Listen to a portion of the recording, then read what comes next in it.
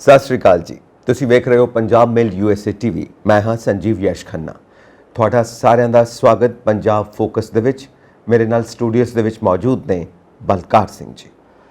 ਸੰਜੀਵ ਖੰਨਾ ਜੀ, ਪੰਜਾਬ ਫੋਕਸ ਵਿੱਚ ਸਾਰਿਆਂ ਨੂੰ ਅਸੀਂ ਸਵਾਗਤ ਨਾਲ ਬੁਲਾ ਰਹੇ ਹਾਂ ਔਰ ਸਵਾਗਤ ਨਾਲ ਵੈਲਕਮ ਕਹਿ ਰਹੇ ਹਾਂ। ਔਰ ਅਸੀਂ ਚਾਹੁੰਦੇ ਹਾਂ ਕਿ ਪੰਜਾਬ ਦੇ ਉਹਨਾਂ ਜਿਹੜੇ ਮਸਲਿਆਂ 'ਤੇ ਇੱਕ ਝਾਤ ਮਰਵਾਈ ਜਾਵੇ ਜਿਹੜੇ ਹੁਣੇ ਵਾਪਰੇ ਨੇ। ਔਰ ਪੰਜਾਬ ਦੇ ਲੋਕ ਕੁਛ ਨਾ ਕੁਛ ਤਾਂ ਉਹਨਾਂ ਤੋਂ ਆਲਰੇਡੀ ਜਾਣੂ ਵੀ ਨੇ, ਤਾਂ ਉਹਨਾਂ ਦੀ ਉਹਨਾਂ ਮਸਲਿਆਂ ਨਾਲ ਸਾਂਝ ਪਾਓ ਜਿਹੜੇ ਖਾਸ ਤੌਰ 'ਤੇ ਲੋਕ ਸੁਣਨਾ ਚਾਹੁੰਦੇ ਨੇ। ਬਿਲਕੁਲ, ਕਿਉਂਕਿ ਲੋਕ ਜੀਵਨ ਨਾਲ ਹਰ ਘਟਨਾ ਜੁੜੀ ਹੋਈ ਹੈ। ਅੱਜ ਅਸੀਂ ਇੰਨੇ ਜ਼ਿਆਦਾ ਨਜ਼ਦੀਕ ਹੋ ਚੁੱਕੇ ਹਾਂ ਅੱਜ ਦੇ ਜ਼ਮਾਨੇ ਦੇ ਵਿੱਚ ਕਿ ਦੇਸ਼ ਦੇ ਵਿੱਚ ਕੁਝ ਵੀ ਹੋਵੇ ਪੰਜਾਬ ਦੇ ਉੱਤੇ ਉਹਦਾ ਅਸਰ ਹੁੰਦਾ ਹੈ। ਦੁਨੀਆ ਦੇ ਵਿੱਚ ਕੁਝ ਵੀ ਹੋਵੇ ਉਹਦਾ ਅਸਰ ਭਾਰਤ 'ਤੇ ਫਿਰ ਭਾਰਤ ਦਾ ਅਸਰ ਫਿਰ ਪੰਜਾਬ 'ਤੇ, ਤਾਂ ਕਿ ਗਲੋਬਲ ਵਿਲੇਜ ਇਹਨੂੰ ਹੀ ਆਪਾਂ ਕਹਿੰਦੇ ਹਾਂ। ਸੋ ਭਾਰਤ ਦੇ ਨਵੇਂ ਰਾਸ਼ਟਰਪਤੀ ਦ੍ਰੋਪਦੀ ਮੁਰਮੂ ਉਹਨਾਂ ਨੇ ਸਹੁੰ ਚੁੱਕ ਲਈ ਜੀ, ਉਹ ਬਣ ਗਏ ਨੇ ਹੁਣ ਸਾਡੇ ਰਾਸ਼ਟਰਪਤੀ ਨਵੇਂ।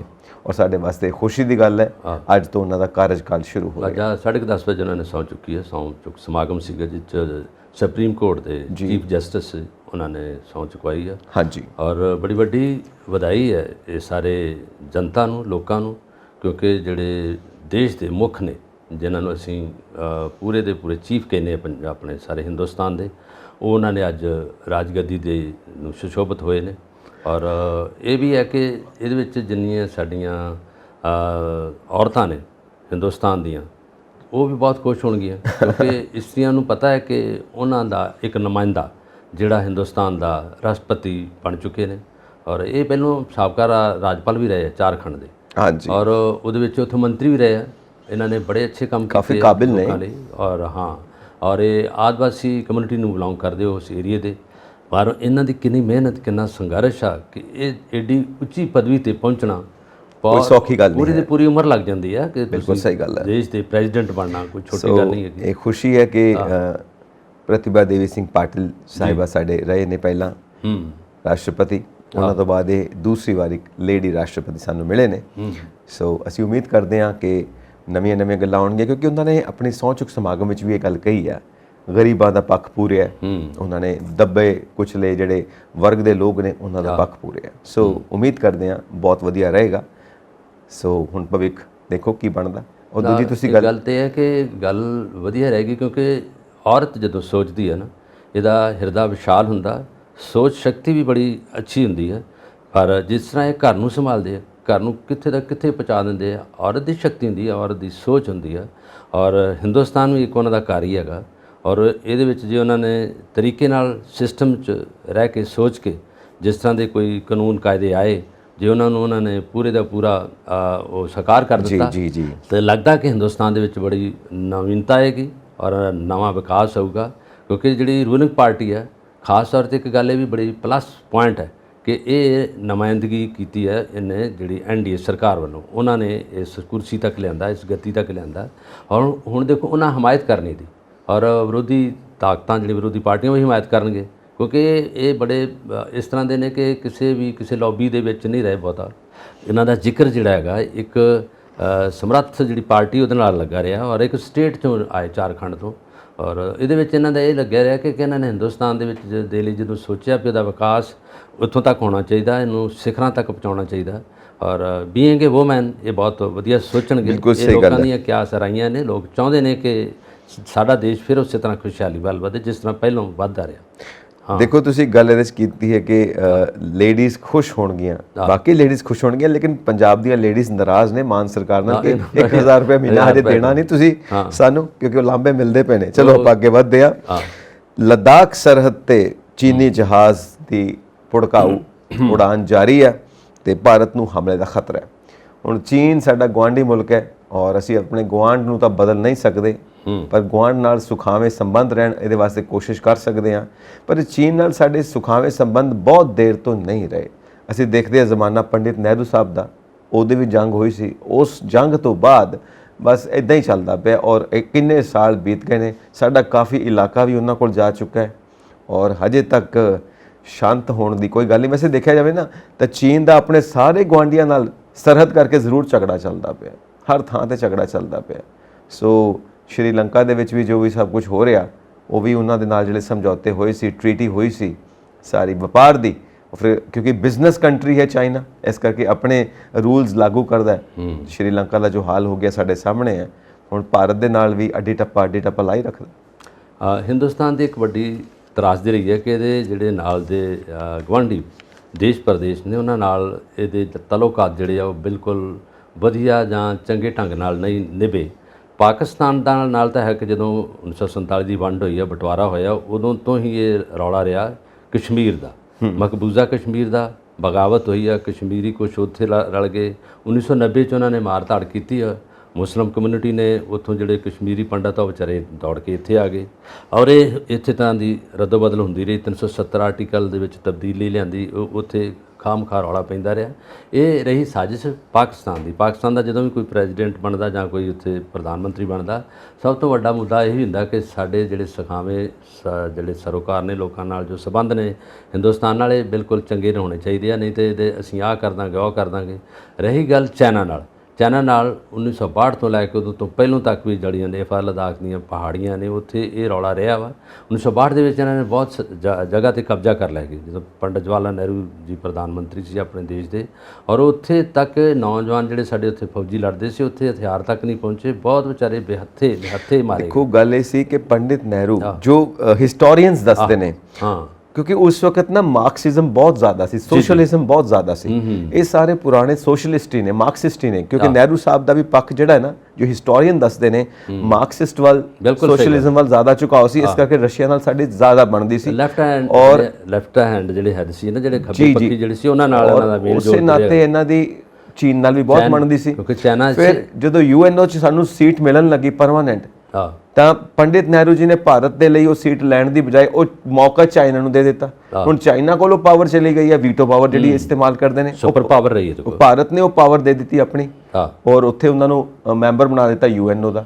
ਹੁਣ ਜਦੋਂ ਵੀ ਚਾਈਨਾ ਆਪਣੀ ਵੀਟੋ ਪਾਵਰ ਯੂਜ਼ ਕਰਦਾ ਹੈ, ਉਹ ਭਾਰਤ ਦੇ ਖਿਲਾਫ ਯੂਜ਼ ਕਰਦਾ ਹੈ, ਜਿਹੜੇ ਭਾਰਤ ਨੇ ਉਹਨੂੰ ਉਹ ਵੀਟੋ ਪਾਵਰ ਦਿੱਤੀ ਹੈ। ਸੋ ਇਹ ਦੇਖੋ, ਉੱਥੇ ਇਹਨੂੰ ਗਲਤੀ ਮੰਨੀ ਜਾਂਦੀ ਹੈ। ਸਾਡੇ ਸਾਬਕਾ ਜੋ ਪ੍ਰਾਈਮ ਮਿਨਿਸਟਰ ਨੇ ਪੰਡਿਤ ਨਹਿਰੂ ਜੀ ਨੇ 1962 'ਚ ਵੀ ਰਿਹਾ ਨਾ, ਜਦੋਂ ਡਿਫੈਂਸ ਮਿਨਿਸਟਰ ਰਹੇ ਇਹਨਾਂ ਦੇ ਨਾਲ, ਤੇ ਉਦੋਂ ਜਿਹੜੇ ਸਾਡੇ ਲੜਾਕੂ ਉੱਥੇ ਫੌਜੀ ਲੜ ਰਹੇ ਸੀਗੇ, ਉਹਨਾਂ ਨੂੰ ਹਥਿਆਰ ਹੀ ਨਹੀਂ ਪਹੁੰਚੇ, ਔਰ ਉੱਥੇ ਕਿੰਨੀਆਂ ਜਿਹੜੀਆਂ ਪਲਟਨਾਂ ਵਿਚਾਰੀਆਂ ਬਗੈਰ ਹਥਿਆਰਾਂ ਤੋਂ ਵਾਪਸ ਆ ਗਏ, ਕੁਝ ਮਰ ਗਏ, ਕੋਈ ਪਹਾੜੀਆਂ 'ਚ ਇੱਧਰ ਉੱਧਰ ਗਵਾਚ ਗਏ, ਬੜਾ ਕੁਝ ਹੋਇਆ 1962 ਦੀ ਜੰਗ 'ਚ, ਕਿਉਂਕਿ ਬੜੇ ਲੜਾਕੂ ਲੋਕ ਹੈਗੇ। ਔਰ ਚਾਈਨਾ ਦੇ ਇੰਨੇ ਲੜਾਕੂ ਨਹੀਂ ਜਿੰਨੇ ਆਪਣੇ ਉੱਥੇ ਮੁੰਡੇ ਪੰਜਾਬ ਦੇ ਜਿਹੜੇ ਉੱਚੇ ਲੰਬੇ ਸਾਰੇ ਸੀਗੇ ਪਹਾੜੀਆਂ 'ਚ ਲੜਨ ਵਾਲੇ, ਜਿੰਨੇ ਉੱਥੇ ਲੜ ਕੇ ਆਏ ਉਹ ਦੱਸਦੇ ਮੁੰਡੇ ਜਿਹੜੇ ਅੱਜ ਕੱਲ੍ਹ ਤਾਂ ਉਹਨਾਂ ਦੀ ਏਜ ਕਾਫੀ ਬਜ਼ੁਰਗ ਹੋ ਗਏ ਕਿ ਅਸੀਂ ਉੱਥੇ ਨਿਪਟਾਰਾ ਸਾਡਾ ਆ ਕੁਛ ਹੈ, ਤਾਂ ਅਜੇ ਉੱਥੇ ਉਹ ਫਿਰ ਅਜੇ ਲੜਾਈ ਉਨੀ ਹੈ। ਹੁਣ ਫਿਰ ਅਜੇ ਉਹ ਜਿਹੜੀ ਸਰਹੱਦ ਹੈ ਉੱਥੇ ਉਹਨਾਂ ਨੇ ਆਪਣਾ ਕਬਜ਼ਾ ਜਮਾਇਆ ਹੋਇਆ, ਉੱਥੇ ਜਹਾਜ਼ ਚੜ੍ਹਦੇ ਆ ਉੱਥੇ। ਹੁਣ ਇਹਨਾਂ ਨੇ ਇੱਕ ਫਿਜ਼ੀਕਲੀ ਜਿਹੜੀ ਫਾਈਟਿੰਗ ਹੋਈ ਹੈ, ਉਹਦੇ 'ਚ ਬਹੁਤ ਮੁੰਡੇ ਮਾਰੇ ਆਪਣੇ ਜਸਟਾ ਪਿਛਲੇ ਸਾਲ ਤੱਕ, ਔਰ ਉਹਦੇ ਵਿੱਚ ਕਿੰਨੇ ਮੁੰਡਿਆਂ ਨੂੰ ਉੱਥੇ ਅੰਦਰ ਲਿਆ ਕੇ ਨਾਲੇ ਦੇ ਝੀਲ ਦੇ ਨਾਲੇ ਮਾਰਿਆ ਉੱਥੇ। ਔਰ ਇਹ ਗੱਲ ਇਹ ਦੇਖੋ ਹੁਣ ਫਿਰ ਇਹ ਜਿਹੜੇ ਆਪਣੇ ਰਾਜਨਾਥ ਜੀ ਨੇ ਡਿਫੈਂਸ ਮਿਨਿਸਟਰ, ਉਹਨਾਂ ਨੇ ਕਹਿ ਦਿੱਤਾ ਕਿ ਹਿੰਦੁਸਤਾਨ ਫਿਰ ਵੀ ਤਿਆਰ ਆ, ਅਸੀਂ ਕਿਸੇ ਗੱਲ ਤੋਂ ਡਰਦੇ ਨਹੀਂ ਗੇ, ਅਸੀਂ ਲੜ ਮਰਾਂਗੇ। ਪਰ ਇਹਦੇ ਵਿੱਚ ਇਹ ਹੈਗਾ ਕਿ ਜੇ ਸਾਡੇ ਨਾਲ ਸਮਝੌਤਾ ਕਰ ਲੈਣ, ਅੱਛੀ ਗੱਲ ਹੈ ਕਿ ਸਾਡੇ ਦੋਵੇਂ ਵਿਦੇਸ਼ ਮੰਤਰੀ ਉੱਥੇ ਜਾਣਗੇ, ਜੈ ਸ਼ੰਕਰ ਜੀ ਉੱਥੇ ਵਿਦੇਸ਼ ਮੰਤਰੀ, ਅੱਗੇ ਵੀ ਗੱਲਬਾਤ ਹੋਈ ਉਹਨਾਂ ਦੇ ਵਿਦੇਸ਼ ਮੰਤਰੀ ਨਾਲ, ਪਰ ਉਹ ਕਿਸੇ ਵੀ ਸਿੱਟੇ 'ਤੇ ਨਹੀਂ ਆ ਸਕੇ, ਕਿਉਂਕਿ ਉਹ ਗੱਲ ਹੋਰ ਕਰਦੇ ਆ ਤੇ ਦੂਜਾ ਕੰਮ ਹੋਰ ਕਰ ਜਾਂਦੇ ਆ। ਹੁਣ ਉੱਥੇ ਸਮਝੌਤਾ ਹੋਇਆ ਵੀ ਇਹਦੇ ਵਿੱਚ ਕੋਈ ਤੋੜ ਭੰਨ ਨਹੀਂ ਹੋਊਗਾ, ਤੁਹਾਡਾ ਇਲਾਕਾ ਤੁਹਾਡੇ ਕੋਲ। ਗੱਲ ਇਹ ਹੈ ਕਿ ਇੱਕ ਤਾਂ ਮਿਜ਼ੋਰਮ ਸਾਡੇ ਇਲਾਕੇ ਜਿਹੜੇ ਨੇ ਸਾਰੇ ਉਹ ਆਪਣੇ ਨਕਸ਼ੇ 'ਚ ਦਿਖਾਉਂਦਾ ਚਾਈਨਾ, ਜਦਕਿ ਉਹ ਭਾਰਤ ਦੇ ਅੰਗ ਨੇ, ਔਰ ਉੱਥੇ ਗੜਬੜ ਛੇੜੀ ਰੱਖਦਾ ਕਿ ਉੱਥੇ ਕੋਈ ਬਾਰਡਰਲੈਂਡ ਦੀ ਗੱਲ ਚੱਲਦੀ ਹੈ, ਅਸੀਂ ਭਾਰਤ ਤੋਂ ਅਲੱਗ ਹੋਣਾ, ਉੱਥੇ ਵੀ ਇਹ ਪੰਗੇ ਪਾਈ ਰੱਖਦਾ। ਹੁਣ ਜਾ ਕੇ ਇੱਧਰ ਤਾਈਵਾਨ ਨਾਲ ਇਹਦਾ ਪੰਗਾ ਪਿਆ ਹੋਇਆ, ਹੋ ਸਕਦਾ ਤਾਈਵਾਨ ਨਾਲ ਜੰਗ ਛਿੜ ਜਾਵੇ, ਜਦੋਂ ਅਮਰੀਕਾ ਨੇ ਕਹਿ ਦਿੱਤਾ ਕਿ ਅਸੀਂ ਤਾਈਵਾਨ ਦੇ ਨਾਲ, ਕਿਉਂਕਿ ਜੋ ਡੀਲ ਹੈ ਉਹਦੇ ਮੁਤਾਬਿਕ ਜੇ ਤੁਸੀਂ ਉਸ ਜੋ ਸੀ ਆ ਉਹ ਚੀਨ ਸਾਗਰ ਜਿਹਨੂੰ ਕਹਿੰਦੇ ਆਪਾਂ, ਕਿ ਉੱਥੇ ਤੁਸੀਂ ਗੜਬੜ ਕੀਤੀ ਤੇ ਅਸੀਂ ਆਵਾਂਗੇ ਤਾਈਵਾਨ ਦੀ ਪ੍ਰੋਟੈਕਸ਼ਨ ਵਾਸਤੇ, ਕਿਉਂਕਿ ਸਾਡੀ ਡੀਲ ਆ। ਹੁਣ ਉਹਨਾਂ ਨੇ ਕੀ ਕੀਤਾ, ਆਪਣੀ ਸਾਰੀ ਮੈਨੂਫੈਕਚਰਿੰਗ ਯੂਨਿਟਸ ਅਮਰੀਕਾ ਦੇ ਵਿੱਚ ਸ਼ਿਫਟ ਕਰਨੇ ਸ਼ੁਰੂ ਕਰ ਦਿੱਤੇ ਨੇ, ਕਿਉਂਕਿ ਉਹਨਾਂ ਤੋਂ ਚਾਈਨਾ ਤੋਂ ਡਰ ਹੈ। ਹੁਣ ਚਾਈਨਾ ਉੱਧਰ ਵੀ ਇਨਵੋਲਵ ਹੋਣਾ ਜ਼ਰੂਰੀ ਸਮਝਦਾ ਜੇ ਉੱਧਰ, ਕਿਉਂਕਿ ਬਿਜ਼ਨਸ ਕੰਟਰੀ ਹੈ, ਜਿੱਥੇ ਟ੍ਰੇਡ ਨੂੰ, ਜਿੱਥੇ ਬਿਜ਼ਨਸ ਨੂੰ ਨੁਕਸਾਨ ਹੋਏਗਾ ਉੱਥੇ ਉਹ ਜ਼ਰੂਰ ਪੰਗਾ ਲਏਗਾ। ਇੱਧਰ ਭਾਰਤ ਦੇ ਨਾਲ ਅਮਰੀਕਾ ਕੀ ਚਾਹੁੰਦਾ, ਅਮਰੀਕਾ ਚਾਹੁੰਦਾ ਆਪਣੀ ਮੰਡੀ ਜਿਹੜੀ ਜਿਹਦੇ 'ਚ ਆਪਣਾ ਸਮਾਨ ਵੇਚ ਸਕੇ, ਹਥਿਆਰ ਵੇਚ ਸਕੇ, ਮਿਜ਼ਾਈਲਾਂ ਵੇਚ ਸਕੇ, ਹੈ ਨਾ, ਵੈਪਨ ਵੇਚ ਸਕੇ।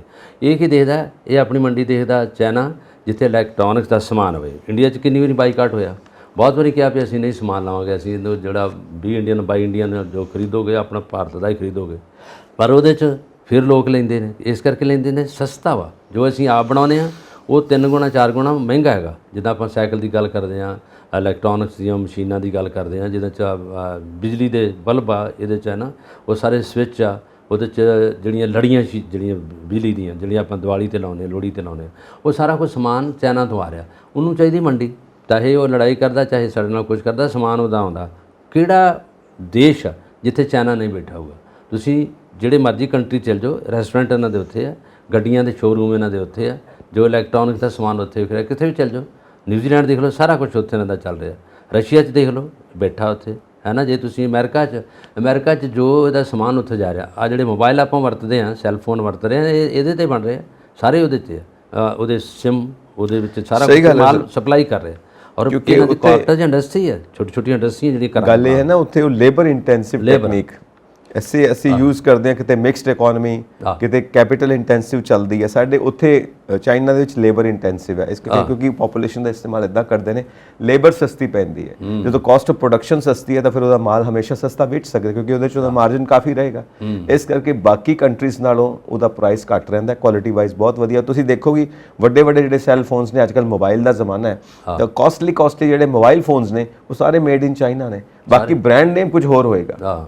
ਸੋ ਮੇਰਾ ਖਿਆਲ ਇਹ ਇੱਕ ਚੀਜ਼ ਹੈ ਜਿਹੜੀ, ਉਹ ਤੁਹਾਡੀ ਗੱਲ ਬਿਲਕੁਲ ਠੀਕ ਹੈ, ਉਹ ਇੱਕ ਮਾਰਕੀਟ ਨੂੰ ਕੈਪਚਰ ਕਰਨਾ ਚਾਹੁੰਦਾ ਹੈ। ਸੋ ਇਹ ਬੇਸਿਕਲੀ ਤਾਂ ਸਾਰਾ ਜੋ ਯੁੱਧ ਹੈ ਉਹ ਟ੍ਰੇਡ ਦਾ ਯੁੱਧ ਹੈ, ਬਿਜ਼ਨਸ ਦਾ ਯੁੱਧ ਹੈ। ਉਹ ਤਾਂ ਸਾਰਿਆਂ ਦੇ ਮਨ 'ਚ ਇਹੀ ਆ, ਇਹੀ ਕਰਦੇ ਆ ਸਾਰਾ। ਸੋ ਜੇ ਆਪਾਂ ਗੱਲ ਕਰ ਰਹੇ ਹਾਂ, ਜੇ ਇੰਗਲੈਂਡ ਨੇ ਕੀ ਕੀਤਾ, ਈਸਟ ਇੰਡੀਆ ਕੰਪਨੀ ਸਟੈਬਲਿਸ਼ ਕਰਕੇ ਹੌਲੀ ਹੌਲੀ ਅੰਦਰ ਵੜ ਗਿਆ।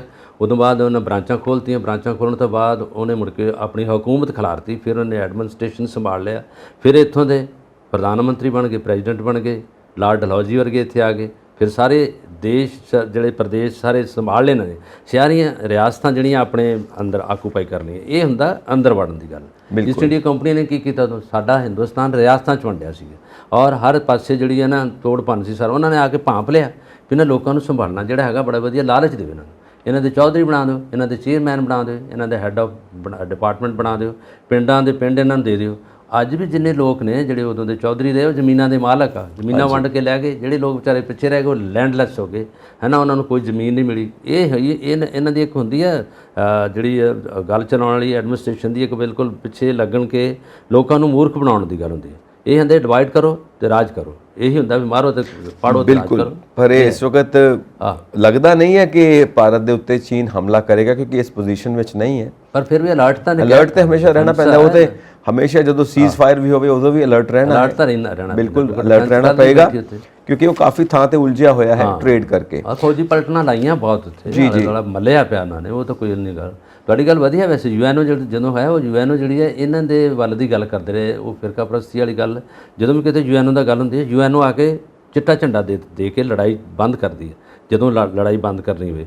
ਪਰ ਹੁਣ ਯੂਐਨਓ ਜਿਹੜੀ ਹੈ ਪੱਖ ਚਾਈਨਾ ਦਾ ਪੂਰਦੀ, ਇਸ ਕਰਕੇ ਵੀਟੋ ਪਾਵਰ ਤਾਂ ਰਹੀ ਉਹਨਾਂ ਕੋਲ, ਸੁਪਰ ਪਾਵਰ ਹੈਗੀਆਂ ਜਿਹੜੀ 4-5 ਕੰਟਰੀ ਹੈਗੇ ਆ, ਇਹ ਇਕੱਠੇ ਮਿਲ ਕੇ ਗੱਲ ਕਰ ਲੈਂਦੇ, ਜਿਸ 'ਚ ਅਮਰੀਕਾ ਸ਼ਾਮਲ ਹੈਗਾ, ਚਾਈਨਾ ਸ਼ਾਮਲ ਹੈਗਾ, ਤੇ ਹੈ ਨਾ, ਇਹ ਸਾਰੇ ਰਸ਼ੀਆ, ਇਹ ਸਾਰੇ 4-5 ਦੇਸ਼ ਹੈ, ਇਹਨਾਂ ਦੀ ਇਕੱਠੀ ਮਿਲੀ ਭੁਗਤ ਚੱਲਦੀ। ਬਿਲਕੁਲ ਜੀ, ਰਸ਼ੀਆ ਨਾਲ ਲੜਾਈ ਦਾ ਵੀ ਇਹੀ ਮਸਲਾ ਹੈਗਾ, ਉਹਦੇ 'ਚ ਵੀ ਇਹੀ ਮੰਡੀ ਕਰ ਰਹੀ। ਰਸ਼ੀਆ ਨੇ ਹੁਣ ਜਿਹੜਾ ਸਮਝੌਤਾ ਕੀਤਾ ਸੀਗਾ ਫੂਡ ਨੂੰ ਲੈ ਕੇ, ਗ੍ਰੇਨ ਨੂੰ ਲੈ ਕੇ, ਕਿ ਤੁਸੀਂ ਸਪਲਾਈ ਕਰ ਸਕਦੇ ਹੋ ਯੂਕਰੇਨ ਦੇ ਨਾਲ, ਕਿਉਂਕਿ ਫੂਡ ਪ੍ਰੋਬਲਮ ਨਾ ਖੜੀ ਹੋਵੇ। ਉਹ 24 ਘੰਟੇ ਨਹੀਂ ਪਏ, ਫਿਰ ਮਿਜ਼ਾਈਲਾਂ ਚਲਾਉਣੀਆਂ ਸ਼ੁਰੂ ਕਰ ਦਿੱਤੀਆਂ ਨੇ, ਮਾਲ ਉੱਥੇ ਹੀ ਖੜਾ, ਸਮੁੰਦਰੀ ਜਹਾਜ਼ ਉੱਥੇ ਹੀ ਖੜੇ ਨੇ, ਸਮਝੌਤਾ ਤੋੜ ਦਿੱਤਾ। ਹੁਣ ਇਹ ਵੀ ਰਸ਼ੀਆ ਕਰਦਾ ਪਿਆ ਹੋਇਆ। ਕਿੱਧਰ ਜਾ ਰਹੀ ਹੈ ਜੰਗ ਔਰ ਕਿੱਧਰ ਜਾ ਰਹੀ ਹੈ ਦੁਨੀਆ, ਇਹ ਆਉਣ ਵਾਲਾ ਸਮਾਂ ਦੱਸੇਗਾ।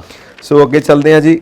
ਨੇੜਲੇ ਭਵਿੱਖ ਵਿੱਚ 82 ਰੁਪਏ ਪ੍ਰਤੀ ਡਾਲਰ ਇੱਥੋਂ ਤੱਕ ਡਿੱਗ ਸਕਦਾ ਹੈ। 1 ਰੁਪਈਆ ਮਤਲਬ ਜਿਹੜਾ $1 ਦੇ ਬਰਾਬਰ 82 ਰੁਪਏ ਵੀ ਹੋ ਸਕਦੇ ਨੇ, ਇੱਥੇ ਤੱਕ ਜਾ ਸਕਦਾ। ਇਹਦਾ ਮਤਲਬ ਇਕਨੋਮੀ ਦਾ ਬਿਲਕੁਲ ਬੈਂਡ ਵੱਜ ਗਿਆ ਹੈ ਔਰ ਇਸ ਵਕਤ ਸੰਭਾਲਣਾ ਮੁਸ਼ਕਿਲ ਹੈ। ਬਾਕੀ ਗੱਪਾਂ ਜਿੰਨੀਆਂ ਮਰਜ਼ੀ ਮਾਰੀ ਜਾਈਏ, ਅਸੀਂ ਵੱਡੀਆਂ ਗੱਲਾਂ ਜਿੰਨੀਆਂ ਮਰਜ਼ੀ ਕਰੀ ਜਾਈਏ, ਆંકੜੇ ਜੋ ਮਰਜ਼ੀ ਦਿਖਾਈ ਜਾਈਏ, ਪਰ ਜਿਹੜੀਆਂ ਵਰਲਡ ਰਿਪੋਰਟਸ ਆ ਰਹੀਆਂ ਨੇ, ਵਰਲਡ ਬੈਂਕ ਤੋਂ ਆ ਰਹੀ ਹੈ, IMF ਤੋਂ ਆ ਰਹੀ ਹੈ, ਜਾਂ ਹੋਰ ਜਿਹੜੀਆਂ ਏਜੰਸੀਜ਼, ਇਹ ਸਭ ਦੇਖਦੀਆਂ ਨੇ ਕਿ ਕਿੱਦਾਂ ਖੇਡਦਾ ਪਿਆ ਡਾਲਰ ਦੇ ਮੁਕਾਬਲੇ ਦੇ ਵਿੱਚ ਰੁਪਈਆ, ਕਿੰਨੇ ਦੇ ਖੁੱਲਿਆ ਤੇ ਕਿੰਨੇ ਦੇ ਬੰਦ ਹੋਇਆ, ਮਾਰਕੀਟ ਕੀ ਕਹਿੰਦੀ ਹੈ, ਉਸ ਹਿਸਾਬ ਨਾਲ ਦੇਖਿਆ ਜਾਵੇ ਤਾਂ ਰੁਪਈਆ ਡਾਊਨ ਜਾ ਰਿਹਾ, ਉਹਦੀ ਪ੍ਰਾਈਸ ਘਟਦੀ ਪਈ ਆ।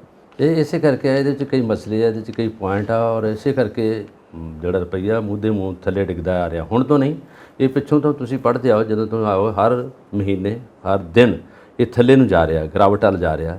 ਇਸ ਕਰਕੇ ਜਾ ਰਿਹਾ ਕਿ ਅਮਰੀਕਾ ਦਾ ਵਿੱਚੋਂ ਵੇਖੀ ਜਾਂਦੀ ਪਾਵਰ, ਫਿਰ ਹਰ ਗੱਲ 'ਚ ਅਮਰੀਕਾ ਆਊਗਾ ਹੀ ਆਊਗਾ। ਇਸ ਕਰਕੇ ਕਿ ਹੁਣ ਉਹਨਾਂ ਦੇ ਜਿੰਨੀਆਂ ਬੈਂਕਾਂ ਦੇ ਰੇਟ ਆਫ ਇੰਟਰਸਟ ਹੈ ਉਹ ਵੱਧ ਗਿਆ, ਉਹਦੇ 'ਤੇ ਉਹਨਾਂ ਨੇ ਜਿਹੜੇ ਵਧਾ ਦਿੱਤੇ ਆ। ਵਧਣ ਨਾਲ ਜਿਹੜਾ ਪੈਸਾ ਜਿਹੜਾ ਉੱਥੇ ਉਹਨਾਂ ਕੋਲ ਇਕੱਠਾ ਹੋ ਗਿਆ।